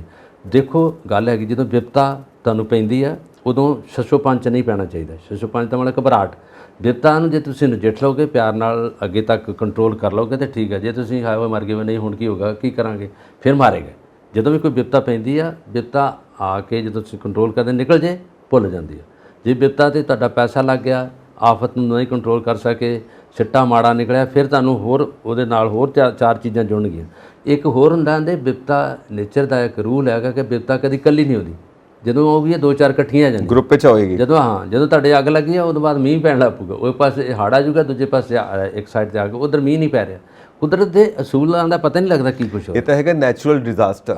ਇੱਕ ਜਿਹੜਾ ਮੈਨ ਮੇਡ ਡਿਜ਼ਾਸਟਰ ਹੈ ਉਹ ਵੀ ਕਾਫੀ ਚੱਲਦਾ ਹੈ ਅਮਰੀਕਾ ਦੇ ਵਿੱਚ, ਜਿਹਨੂੰ ਆਪਾਂ ਕਹਿੰਦੇ ਹਾਂ ਗੋਲੀਆਂ ਚੱਲਦੀਆਂ। ਹੁਣ ਉਹ ਫਿਰ ਕੇਸਿਸ ਹੋਏ ਨੇ, ਇੱਕ ਦੋ ਥਾਂ ਤੇ ਫਿਰ ਗੋਲੀਆਂ ਚੱਲੀਆਂ ਨੇ, ਲੋਕਾਂ ਦੀ ਮੌਤ ਹੋਈ ਹੈ। ਇੱਕ ਥਾਂ ਦੇ ਉੱਤੇ ਕਿਸ਼ਤੀ ਵੀ ਪਲਟੀ ਹੈ, ਜਿਹੜੇ ਲੋਕ ਉਹਦੇ 'ਚ ਡੁੱਬ ਕੇ ਮਰੇ ਨੇ, ਉਹ ਵੀ ਦੁੱਖ ਦੀ ਗੱਲ ਹੈ। ਸੋ ਇਹ ਕੁੱਲ ਮਿਲਾ ਕੇ ਨੈਚੁਰਲ ਡਿਜ਼ਾਸਟਰ ਵੀ ਆ, ਨਾਲ ਦੀ ਨਾਲ ਮੈਨ ਮੇਡ ਡਿਜ਼ਾਸਟਰ ਵੀ ਹੈ, ਜਿਹੜਾ ਅਸਲੇ ਦਾ ਉੱਥੇ ਖਤਰਾ ਬਣਿਆ ਰਹਿੰਦਾ ਹਮੇਸ਼ਾ। ਗਨ ਕਲਚਰ ਦੀ ਆਪਾਂ ਗੱਲ ਕਰਦੇ ਹਾਂ, ਸੋ ਕਾਫੀ ਕੁਝ ਹੈ ਜੋ ਗੌਰਮੈਂਟ ਨੂੰ ਨਜਿੱਠਣਾ ਪੈਂਦਾ, ਕਾਫੀ ਕੁਝ ਹੈ ਜਿਹਦਾ ਸਾਹਮਣਾ ਕਰਨਾ ਪੈਂਦਾ ਗੌਰਮੈਂਟ ਨੂੰ। ਸੋ ਇਹ ਸਭ ਮਿਕਸ ਜਿਹਾ ਇੱਕ ਵਾਤਾਵਰਣ ਬਣਿਆ ਹੋਇਆ। ਨੇਚਰ ਪਤਾ ਕੀ ਕਰਦੀ ਹੈ, ਇਹ ਬੈਲੈਂਸ ਸਿਸਟਮ ਕਰਦੀ ਹੈ, ਕਿਉਂਕਿ ਜਦੋਂ ਲੜਾਈ ਕਿਤੇ ਲੱਗੀ ਹੁੰਦੀ ਹੈ ਤਾਂ ਅਮਰੀਕਾ ਉੱਥੇ ਹਥਿਆਰ ਵਿੱਚ ਨਹੀਂ ਚੱਲ ਜਾਂਦਾ, ਜਿੱਥੇ ਹੋਵੇ ਇਹ ਉੱਥੇ ਕੋਈ ਨਾ ਕੋਈ ਉਹਦਾ ਦੀ ਕਰਦਾ ਗੱਲ ਕਿ ਛੇੜਖਾਨੀ ਕਰਕੇ ਉਹਨੂੰ ਵਜਾਉਣ ਦੀ ਬਜਾਏ ਉਹਨੂੰ ਅੱਗੇ ਹੋਰ ਜ਼ਿਆਦਾ ਪ੍ਰਵੋਕ ਕਰਦਾ। ਔਰ ਇਹਦੇ ਵਿੱਚ ਬੈਲੈਂਸ ਕੀ ਕਰਦੀ ਹੈ, ਕੁਦਰਤ ਫਿਰ ਅੰਦਰੇ ਪਾ ਦਿੰਦੀ ਹੈ। ਕੁਦਰਤ ਅੰਦਰੇ ਲੜਾਈ ਝਗੜਾ, ਉੱਤੇ ਗੋਲੀ ਚੱਲ ਗਈ, ਉੱਥੇ ਮਰ ਗਏ, ਉੱਥੇ ਹੋ ਗਿਆ, ਇਹ ਇੱਕ ਬੈਲੈਂਸ ਕਰਦੀ ਹੁੰਦੀ ਸਾਰਾ ਕੁਝ ਹੁੰਦਾ। ਹੁਣ ਜੇ ਪਾਪੂਲੇਸ਼ਨ ਆ, ਜੇ ਆਪਣੀ ਇੰਨੀ ਪਾਪੂਲੇਸ਼ਨ ਵੱਧ ਜਾਂਦੀ ਆ, ਕਹਿੰਦੇ ਜੀ ਬਾਈ ਆਪਾਂ ਵਰਲਡ 'ਚ ਚਾਈਨਾ ਤੋਂ ਅੱਗੇ ਆ ਦੂਜੇ ਨੰਬਰ 'ਤੇ, ਪਰ ਇੰਨੀ ਪਾਪੂਲੇਸ਼ਨ ਆ, ਦੇਖੋ ਕਿੰਨਾ ਕੁਛ ਉਸੇ ਤਰ੍ਹਾਂ ਹੋ ਰਿਹਾ। ਉਹਦੇ 'ਚ ਜੇ ਜੰਮਦੇ ਵੀ ਆ ਬੱਚੇ, ਮਰਦੇ ਵੀ ਆ ਲੋਕ, ਹੈਗਾ ਨਾਲ ਸਾਰਾ ਕੁਛ ਕੁਦਰਤ ਦੇ ਹੱਥ ਬੜਾ ਕੁਛ ਹੁੰਦਾ। ਜੇ ਰੁੱਖ ਇੰਨੇ ਜ਼ਿਆਦਾ ਹੁੰਦੇ ਆ, ਅੱਗ ਲੱਗ ਜਾਂਦੀ ਹੈ, ਅੱਗ ਲੱਗਣ ਤੋਂ ਬਾਅਦ ਨਵੇਂ ਰੁੱਖ ਪੈਦਾ ਹੋ ਜਾਂਦੇ ਆ। ਇਹ ਜਿਹੜੀ ਹੈ ਗਰੋਥ ਚੱਲਦੀ ਰਹਿੰਦੀ ਹੈ, ਆ ਗਏ ਚਲੇ ਗਏ, ਆ ਗਏ ਚਲੇ ਗਏ। ਜਿੱਦਾਂ ਆਉਂਦੇ ਨੇ ਵੀ ਜੰਕਸ਼ਨ ਗੱਡੀਆਂ ਦਾ, ਇੱਕ ਗੱਡੀ ਆਵੇ ਇੱਕ ਜਾਵੇ, ਇਹ ਹੈਗਾ ਇੱਕ ਆ ਗਈ ਇੱਕ ਚਲੇ ਗਈ, ਇੱਕ ਆ ਗਈ ਇੱਕ ਚਲੇ ਗਈ, ਚਲੇ ਗਏ, ਚਲੋ ਚਲੀ ਦਾ ਮੇਲਾ ਹੈਗਾ ਉਹਦੇ ਵਿੱਚ ਹੈ। ਪਰ ਜੇ ਤੁਸੀਂ ਚੰਗੀ ਨੀਤ ਨਾਲ, ਸਾਫ਼ ਦਿਲੀ ਨਾਲ ਜੇ ਤੁਸੀਂ ਲੋਕਾਂ ਤੱਕ ਕੰਮ ਕਰੋਗੇ, ਚੰਗਾ ਕਰੋਗੇ, ਨੀਤ ਵਧੀਆ ਰਹੂਗੀ, ਤਾਂ ਤੁਹਾਡਾ ਕੋਈ ਵਿਗਾੜਦਾ ਨਹੀਂ ਕੁਝ ਵੀ। ਜੇ ਤੁਹਾਡੀ ਨਿਗਾਹ ਹੀ ਦੂਜੇ ਪਾਸੇ ਜੇ ਉਹਦੀ ਪ੍ਰੋਪਰਟੀ ਵੀ ਸਾਡੇ ਕੋਲ ਆ ਜਾਏ, ਉਹਦਾ ਘਰ ਪਲਾਟ ਵੀ ਸਾਡੇ ਕੋਲ ਆ ਜਾਏ, ਸਾਰਾ ਕੁਝ ਆ ਜਾਏ, ਫਿਰ ਤੁਹਾਡਾ ਆਪਣਾ ਵੀ ਨਹੀਂ ਰਹਿੰਦਾ, ਫਿਰ ਤੁਹਾਡਾ ਆਪਣਾ ਵੀ ਗਿਆ। ਬਿਲਕੁਲ, ਜੋ ਵੀ ਤੁਸੀਂ ਕੰਮ ਕਰਦੇ ਹੋ ਨਾ ਉਹਦਾ ਨਤੀਜਾ ਤੁਹਾਡੇ ਕੋਲ ਜ਼ਰੂਰ ਆਉਂਦਾ ਹੈ, ਘੁੰਮ ਕੇ ਆਉਂਦਾ ਹੈ। ਜੋ ਦਿਓਗੇ ਉਹੀ ਵਾਪਸ ਆਏਗਾ। ਇੱਕ ਅੰਗਰੇਜ਼ੀ 'ਚ ਕਹਿੰਦੇ ਨੇ ਨਾ, B sure your sins will find you out। ਤੁਹਾਡੇ ਪਾਪ ਤੁਹਾਨੂੰ ਲੱਭ ਲੈਣਗੇ, ਇਸ ਗੱਲ ਨੂੰ ਤੁਸੀਂ ਯਕੀਨੀ ਰੱਖੋ। ਤੁਸੀਂ ਬਚੋਗੇ ਨਹੀਂ ਆਪਣੇ ਬੁਰੇ ਕੰਮਾਂ ਤੋਂ। ਇਹ ਰੱਬ ਦੀ ਕਚਹਿਰੀ ਹੈ ਇੱਥੇ, ਜੋ ਕੁਛ ਇੱਥੇ ਜੋ ਕੀਤਾ ਉਹੀ ਭੁਗਤਦਾ, ਉਹੀ ਕੇਸ ਭੁਗਤਦਾ, ਉਹੀ ਪੂਰਾ ਕਰਦਾ। ਤੁਸੀਂ ਕਿਸੇ ਨਾਲ ਮਾੜਾ ਕਰੋਗੇ ਫਿਰ ਤੁਹਾਡੇ ਨਾਲ ਵੀ ਹੋਊਗਾ। ਇਹ ਤਾਂ ਗਿਵ ਐਂਡ ਟੇਕ ਆ, ਸਾਰਾ ਕੁਝ ਹੁੰਦਾ ਇੱਥੇ, ਬੈਲੈਂਸ ਹੋ ਜਾਂਦਾ ਹੈ। ਬਿਲਕੁਲ ਬੈਲੈਂਸ ਹੁੰਦਾ। ਸੋ ਆਪਾਂ ਇੱਕ ਗਿਵ ਐਂਡ ਟੇਕ ਦੀ ਅੱਗੇ ਗੱਲ ਕਰੀਏ। ਬਹੁਤ ਵਧੀਆ ਇੱਕ ਐਜੂਕੇਸ਼ਨ ਔਨ ਵੀਲਸ ਦੀ ਗੱਲ ਕਰਾਂਗੇ। ਇੱਕ ਸਾਡੇ ਪੰਜਾਬ ਦੇ ਭਾਈ ਸਾਹਿਬ ਨੇ, ਔਰ ਉਹ ਆਪਣਾ ਇੱਕ ਟਰੱਕ ਲੈ ਕੇ, ਇੱਕ ਛੋਟਾ ਜਿਹਾ ਜਿਹਦੇ 'ਚ ਸਿਟਿੰਗ ਅਰੇਂਜਮੈਂਟ ਵੀ ਹੈ, ਬੱਸ ਕਹਿ ਸਕਦੇ ਹੋ, ਉਹਨਾਂ ਨੂੰ ਆਪਣੇ ਹਿਸਾਬ ਨਾਲ ਬਣਾਈ ਹੋਈ ਹੈ। ਉਹ ਥਾਂ ਤੇ ਲੈ ਕੇ ਜਾਂਦੇ ਨੇ, ਤੇ ਜਿਹੜੇ ਡ੍ਰੌਪ ਆਊਟਸ ਨੇ ਉਹਨਾਂ ਨੂੰ ਪੜ੍ਹਾਉਂਦੇ ਨੇ, ਸਕੂਲ ਦੇ ਵਿੱਚ ਡ੍ਰੌਪ ਆਊਟਸ ਨੂੰ ਉਹਦੇ ਵਿੱਚ ਬਹਿ ਕੇ ਪੜ੍ਹਾਉਂਦੇ ਨੇ, ਸਾਇੰਸ ਦੇ ਉੱਤੇ, ਮਾਡਰਨ ਐਜੂਕੇਸ਼ਨ ਦੇ ਉੱਤੇ ਹਰ ਤਰ੍ਹਾਂ ਦੀ ਸਿੱਖਿਆ ਦੇਣ ਦੀ ਕੋਸ਼ਿਸ਼ ਕਰਦੇ ਨੇ। ਮੈਂ ਚਾਹਾਂਗਾ ਉਹਨਾਂ ਦਾ ਨਾਂ ਤੁਸੀਂ ਦੱਸੋ ਸਾਡੇ ਦਰਸ਼ਕਾਂ ਨੂੰ। ਨਹੀਂ, ਇੱਕ ਸੰਗਰੂਰ ਤੋਂ ਨੇ ਜਿਹੜੇ NGO ਨੇ, ਔਰ ਉਹਨਾਂ ਨੇ ਇੱਕ ਇੱਦਾਂ ਦੀ ਬੱਸ ਬਣਾਈ ਆ ਜਿਹਨੂੰ ਉਹਨਾਂ ਨੇ ਐਂਟਰਟੇਨਮੈਂਟ ਦੇ ਤਰੀਕੇ ਨਾਲ ਬਣਾਇਆ, ਜਿਹਦੇ ਵਿੱਚ ਵੀਡੀਓ ਵੀ ਆ, ਜਿਹਦੇ ਵਿੱਚ ਕਿਤਾਬਾਂ ਵੀ ਆ, ਜਿਹਦੇ ਵਿੱਚ ਬੱਚਿਆਂ ਨੂੰ ਘੁਮਾਉਂਦੇ ਵੀ ਆ, ਔਰ ਉਹਦੇ 'ਚ ਖਾਣਾ ਵੀ ਦਿੰਦੇ ਆ, ਉਹਦੇ 'ਚ ਕੰਪਾਈਲ ਸਾਰਾ ਕੁਝ ਕੀਤਾ, ਔਰ ਟੀਚਰ ਨਾਲ ਉਹਨਾਂ ਦੇ ਹੈਗਾ। ਔਰ ਜਿਸ ਤਰ੍ਹਾਂ ਸ਼ਾਂਤੀ ਨਿਕੇਤਨ ਟੈਗੋਰ ਸਾਹਿਬ ਨੇ ਸ਼ੁਰੂ ਕੀਤਾ ਸੀਗਾ, ਉਹ 'ਚ ਕੋਈ ਡਿਸਿਪਲਿਨ ਨਹੀਂ, ਕੁਛ ਨਹੀਂ ਹੈਗਾ। ਰਲੇ ਮੈਦਾਨ 'ਚ ਬਹਿ ਕੇ ਬੱਚੇ ਪੜ੍ਹਦੇ ਸੀ ਕਿਤਾਬਾਂ, ਕੋਈ ਪੀਰੀਅਡ ਨਹੀਂ ਹੈਗਾ, ਜਿੱਥੇ ਮਰਜ਼ੀ ਪੜ੍ਹ ਸਕਦੇ ਆ, ਜਿੱਥੇ ਜੀ ਕਰਦਾ ਬੱਚਾ ਬੱਚੇ ਨੂੰ ਪੜ੍ਹਾ ਸਕਦਾ। ਓਪਨਲੀ ਸੀਗਾ ਔਰ ਬੜਾ ਕਾਮਯਾਬ ਰਿਹਾ। ਔਰ ਉਹਦੇ 'ਚ ਇਹ ਨਹੀਂ ਸੀਗਾ ਕਿ ਤੁਹਾਡਾ 35 ਮਿੰਟ ਦਾ ਪੀਰੀਅਡ ਆ, ਤੁਹਾਡਾ 25 ਮਿੰਟ ਦਾ, ਤੁਹਾਨੂੰ ਘੰਟਾ ਪੜ੍ਹਨਾ, ਤੁਹਾਡਾ ਪਹਿਲਾਂ ਮੈਥ ਦਾ ਹੈਗਾ, ਮੁੜ ਕੇ ਤੁਹਾਡਾ ਇੰਗਲਿਸ਼ ਦਾ, ਨੈਵਰ। ਇਹ ਵੀ ਇਸ ਤਰ੍ਹਾਂ ਦਾ ਹੈਗਾ। ਇਹਦੇ 'ਚ ਜਿਹੜੇ ਡ੍ਰੌਪ ਆਊਟਸ ਬੱਚੇ ਨੇ, ਜਿਨ੍ਹਾਂ ਨੇ ਪਹਿਲੋਂ ਵਿੱਚ ਵਿਦਿਆ ਛੱਡੀ ਆ, ਉਹਨਾਂ ਬੱਚਿਆਂ ਨੂੰ ਇਹਨਾਂ ਨੇ ਰਿਵਾਈਵ ਕਰਕੇ ਦੁਬਾਰਾ ਕੰਟੈਕਟ ਕਰਕੇ ਲਿਆਂਦਾ। ਔਰ ਉਹ ਲੋਕ ਨੇ, ਉਹ ਬੰਦੇ ਨੇ, ਉਹ ਪੇਰੈਂਟਸ ਨੇ, ਜਿਹੜੇ ਬੱਚੇ ਜਿਨ੍ਹਾਂ ਦੇ, ਉਹ ਜਿਹੜੇ ਸਮਰੱਥ ਨਹੀਂ ਪੈਸਾ ਦੇਣ ਦੇ, ਜਿਨ੍ਹਾਂ ਦੀ ਪੜ੍ਹਾਈ ਪੈਸੇ ਦੁੱਖੋਂ ਵੀ ਚਲੇ ਗਈ। ਕਈਆਂ ਦੀਆਂ ਮੁਸੀਬਤਾਂ ਸਮੱਸਿਆਵਾਂ ਨਹੀਂ ਕਰਦੀਆਂ, ਮਾਂ ਪਿਓ ਬਜ਼ੁਰਗ ਨੇ ਜਾਂ ਮਾਂ ਪਿਓ ਮਰ ਗਿਆ, ਉਹ ਬੱਚਿਆਂ ਵਿੱਚ ਛੱਡਣੀ ਪੈਣਗੇ ਸਾਰਿਆਂ ਨੂੰ। ਔਰ ਉਹ ਬੱਚਿਆਂ ਨੂੰ ਉੱਥੋਂ ਬਾਅਦ ਤੁਰੇ ਫਿਰਦੇ ਉਹਨਾਂ ਨੇ ਇਕੱਠੇ ਕੀਤਾ ਹੈਗਾ। ਔਰ ਦੇਖੋ ਕਿੰਨੀ ਯੂਨੀਕ ਗੱਲ ਹੈ, ਕਿੰਨਾ ਯੂਨੀਕ ਜਿਹੜਾ ਮੈਥਡ ਤਰੀਕੇ ਨਾਲ ਪੜ੍ਹਾ ਰਹੇ ਆ। ਔਰ ਇਹ ਬਾਹਰਲੇ ਦੇਸ਼ਾਂ 'ਚ ਤਾਂ ਵੈਸੇ ਚੱਲਦਾ ਹੈ, ਜਿਹੜੀ ਐਜੂਕੇਸ਼ਨ ਔਨ ਵੀਲ ਇਸ ਤਰ੍ਹਾਂ ਦੀ ਹੈ ਇਹਨਾਂ ਦਾ ਕੀਤਾ। ਪਰ ਜਿਸ ਤਰ੍ਹਾਂ ਕਿ ਆਪਾਂ ਵੇਖਦੇ ਰਹੇ ਹਾਂ, ਜਿਹੜੀਆਂ ਲੰਚ ਬਾਕਸ ਜਾਂ ਲੰਚ ਦੀ ਗੱਡੀਆਂ ਆਉਂਦੀਆਂ ਤੁਹਾਡੇ ਆਫਿਸ ਦੇ ਸਾਹਮਣੇ ਆ ਜਾਣਗੀਆਂ, ਤੁਹਾਨੂੰ ਲੰਚ ਦੇ ਟਾਈਮ 'ਤੇ ਫਾਰਮ ਮਾਰਦੇ ਤੁਹਾਨੂੰ ਉਹ ਦੇਣਗੇ। ਇਹ ਪਹਿਲਾਂ ਨਹੀਂ ਸੀ ਹੁੰਦਾ, ਪਹਿਲਾਂ ਤੁਹਾਨੂੰ ਕਿਚਨ ਦੇ ਵਿੱਚ ਹੀ ਬਣਿਆ ਜਾਂ ਤਾਂ ਘਰੋਂ ਜਾ ਕੇ ਲੈਣਾ ਪੈਂਦਾ ਜਾਂ ਖਾਣਾ ਪੈਂਦਾ ਜਾਂ ਆਪਣੇ ਕਿਚਨ 'ਚੋਂ ਲਿਆ ਕੇ ਪੈਕ ਕਰਕੇ ਲਿਆਉਣਾ ਪੈਂਦਾ ਸੀ। ਪਰ ਹੁਣ ਇਹਨਾਂ ਨੇ ਇੱਕ ਨਵਾਂ ਫਾਰਮੂਲਾ ਤਿਆਰ ਕੀਤਾ ਔਰ ਇਹਦੀ ਜਿਹੜੀ ਆ ਲੋਕਾਂ ਨੇ ਬੜਾ ਇਹਦਾ ਪ੍ਰਸ਼ੰਸਾ ਕੀਤੀ ਔਰ ਇਹਦੀ ਸ਼ਲਾਘਾ ਕੀਤੀ ਹੈ ਕਿ ਅੱਛੀ ਗੱਲ ਹੈ। ਉਹ ਬੱਚਿਆਂ ਨੂੰ ਜਿਹੜਾ ਮੌਕਾ ਦਿੱਤਾ, ਜਿਹੜੇ ਬੱਚੇ ਵਿਚਾਰੇ ਕਿਸੇ ਕੰਮ ਜੋਗੇ ਨਹੀਂ ਰਹੇ, ਨਾ ਕਿਤੇ ਪੜ੍ਹਨ ਜੋਗੇ, ਨਾ ਕਿਤੇ ਜਾਣ ਜੋਗੇ, ਨਾ ਕਿਸੇ ਉਹਨਾਂ ਦੀ ਉਮਰ ਇਸੇ ਤਰ੍ਹਾਂ ਵਿਹਾਜ ਜਾਣੀ ਸੀ ਇਸੇ ਪਾਸੇ ਨੂੰ। ਸੋ ਬਲਕਾਰ ਜੀ, ਬਹੁਤ ਵਧੀਆ ਸੋਚ ਹੈ ਜੋ ਇਦਾਂ ਦੇ ਕੰਮ ਕਰਦੇ ਨੇ ਸੋਸਾਇਟੀ ਲਈ, ਜੋ ਸੋਸਾਇਟੀ ਦੇ ਲੋਕਾਂ ਨੂੰ ਜੋ ਜ਼ਰੂਰਤ ਹੈ ਉਹਨਾਂ ਨੂੰ ਪ੍ਰੋਵਾਈਡ ਕਰਦੇ ਨੇ। ਮੁੰਬਈ ਦੇ ਵਿੱਚ ਵੀ ਐਕਸਪੈਰੀਮੈਂਟ ਹੋਇਆ ਇਦਾਂ ਦਾ। ਮੁੰਬਈ ਦੇ ਵਿੱਚ ਇਹ ਐਕਸਪੈਰੀਮੈਂਟ ਹੋਇਆ ਕਿ ਜੋ ਕਾਲਜ ਸਟੂਡੈਂਟਸ ਨੇ ਜਾਂ ਜੋ ਲੇਡੀਜ਼ ਘਰੇਲੂ ਘਰ 'ਚ ਰਹਿੰਦੀਆਂ ਨੇ ਔਰ ਪੜ੍ਹੀਆਂ ਲਿਖੀਆਂ ਬਹੁਤ ਨੇ ਔਰ ਉਹਦਾ ਪ੍ਰੋਫੈਸ਼ਨਲਸ ਵੀ ਨੇ, ਉਹਨਾਂ ਨੇ ਕੀ ਕੀਤਾ ਕਿ ਫੁੱਟਪਾਥ ਦੇ ਉੱਤੇ ਜਿਹੜੇ ਗਰੀਬ ਬੱਚੇ ਨੇ, ਝੁੱਗੀ ਝੌਂਪੜੀ ਵਾਲਿਆਂ ਦੇ ਬੱਚੇ ਨੇ, ਉਹਨਾਂ ਨੂੰ ਇਕੱਠੇ ਕਰਕੇ ਉੱਥੇ ਪੜ੍ਹਾਉਂਦੇ ਨੇ ਸਮਾਂ ਕੱਢ ਕੇ। ਉਹਨੂੰ ਕਹਿੰਦੇ ਨੇ ਫੁੱਟਪਾਥ ਸਕੂਲ। ਉਹ ਫੁੱਟਪਾਥ ਸਕੂਲ ਉਹਦਾ ਨਾਂ ਰੱਖਿਆ ਹੋਇਆ। ਸੋ ਉੱਥੇ ਬੱਚਿਆਂ ਨੂੰ ਕਿਤਾਬਾਂ ਕਾਪੀਆਂ ਜੋ ਚਾਹੀਦਾ ਹੈ, ਉਹ ਫ੍ਰੀ ਲਾਂਸਿੰਗ ਹੈ, ਉਹ ਪੜ੍ਹਾਉਂਦੇ ਨੇ। ਜਿਹਦਾ ਵੀ ਜੀ ਕਰੇ ਉੱਥੇ ਆ ਕੇ ਪੜ੍ਹਾ ਸਕਦਾ, ਜਿਹਦਾ ਵੀ ਵਕਤ ਮਿਲੇ ਉੱਥੇ ਆ ਕੇ ਪੜ੍ਹਾ ਸਕਦਾ। ਸੋ ਇੱਕ ਬਹੁਤ ਵਧੀਆ ਕੰਮ ਅੱਛੀ ਗੱਲ ਹੈ। ਜਿੱਦਾਂ ਆਪਾਂ ਗੱਲ ਕਰਦੇ ਹਾਂ ਦਿੱਲੀ 'ਚ ਵੀ ਨਾ ਕੁਝ ਫੁੱਟਪਾਥ ਦੀ ਤੁਸੀਂ ਗੱਲ ਕੀਤੀ, ਮੈਨੂੰ ਯਾਦ ਆਇਆ ਦਿੱਲੀ ਦਾ ਕਨਾਟ ਪਲੇਸ ਦਾ ਏਰੀਆ ਮਾਰਕੀਟ ਹੈ ਨਾ, ਅਸ਼ੋਕਾ ਰੋਡ ਤੋਂ ਨਾਲ ਦੀ, ਜਿੱਥੇ ਪਾਰਲੀਮੈਂਟ ਸਟਰੀਟ ਦੇ ਸਾਹਮਣੇ, ਉਹਦੇ ਵਿੱਚ ਬਹੁਤ ਜਗ੍ਹਾ ਖਾਲੀ ਹੈ ਔਰ ਉਹਦੇ ਵਿੱਚ ਨਾ ਲਿਟਰੇਚਰ ਬੁੱਕਸ ਇੰਨੀਆਂ ਰੇਅਰ ਕਿਤਾਬਾਂ ਪਈਆਂ ਹੁੰਦੀਆਂ ਔਰ ਬੜੇ ਤਰੀਕੇ ਨਾਲ ਬੜੇ ਸਸਤੇ ਮੁੱਲ 'ਤੇ ਵੇਚਦੇ ਹੋ ਔਰ ਉਹ ਇੰਨੀਆਂ ਕਿਤਾਬਾਂ ਅੱਛੀਆਂ ਹੁੰਦੀਆਂ, ਲੋਕ ਲੈ ਕੇ ਪੜ੍ਹਦੇ ਆ, ਵੇਖਦੇ ਆ। ਔਰ ਜੇ ਤੁਸੀਂ ਕਿਤੇ ਲਾਇਬ੍ਰੇਰੀ 'ਚ ਲੱਭਣ ਜਾਓਗੇ ਨਹੀਂ ਲੱਭਣਗੀਆਂ ਉੱਥੇ। ਇੰਗਲਿਸ਼ ਦੀਆਂ ਬਹੁਤ ਅੱਛੀਆਂ, ਗ੍ਰਾਮਰ ਦੀਆਂ ਬਹੁਤ ਅੱਛੀਆਂ ਸ਼ੇਕਸਪੀਅਰ ਦੀਆਂ ਜਿਹੜੀਆਂ ਬੁੱਕਸ ਸਾਡੀਆਂ ਪੋਇਟਰੀ ਦੀਆਂ ਉਹ ਮਿਲਣਗੀਆਂ। ਇੱਦਾਂ ਦੇ ਸੈੱਟ ਬਣਾਏ ਮਿਲਦੇ ਆ।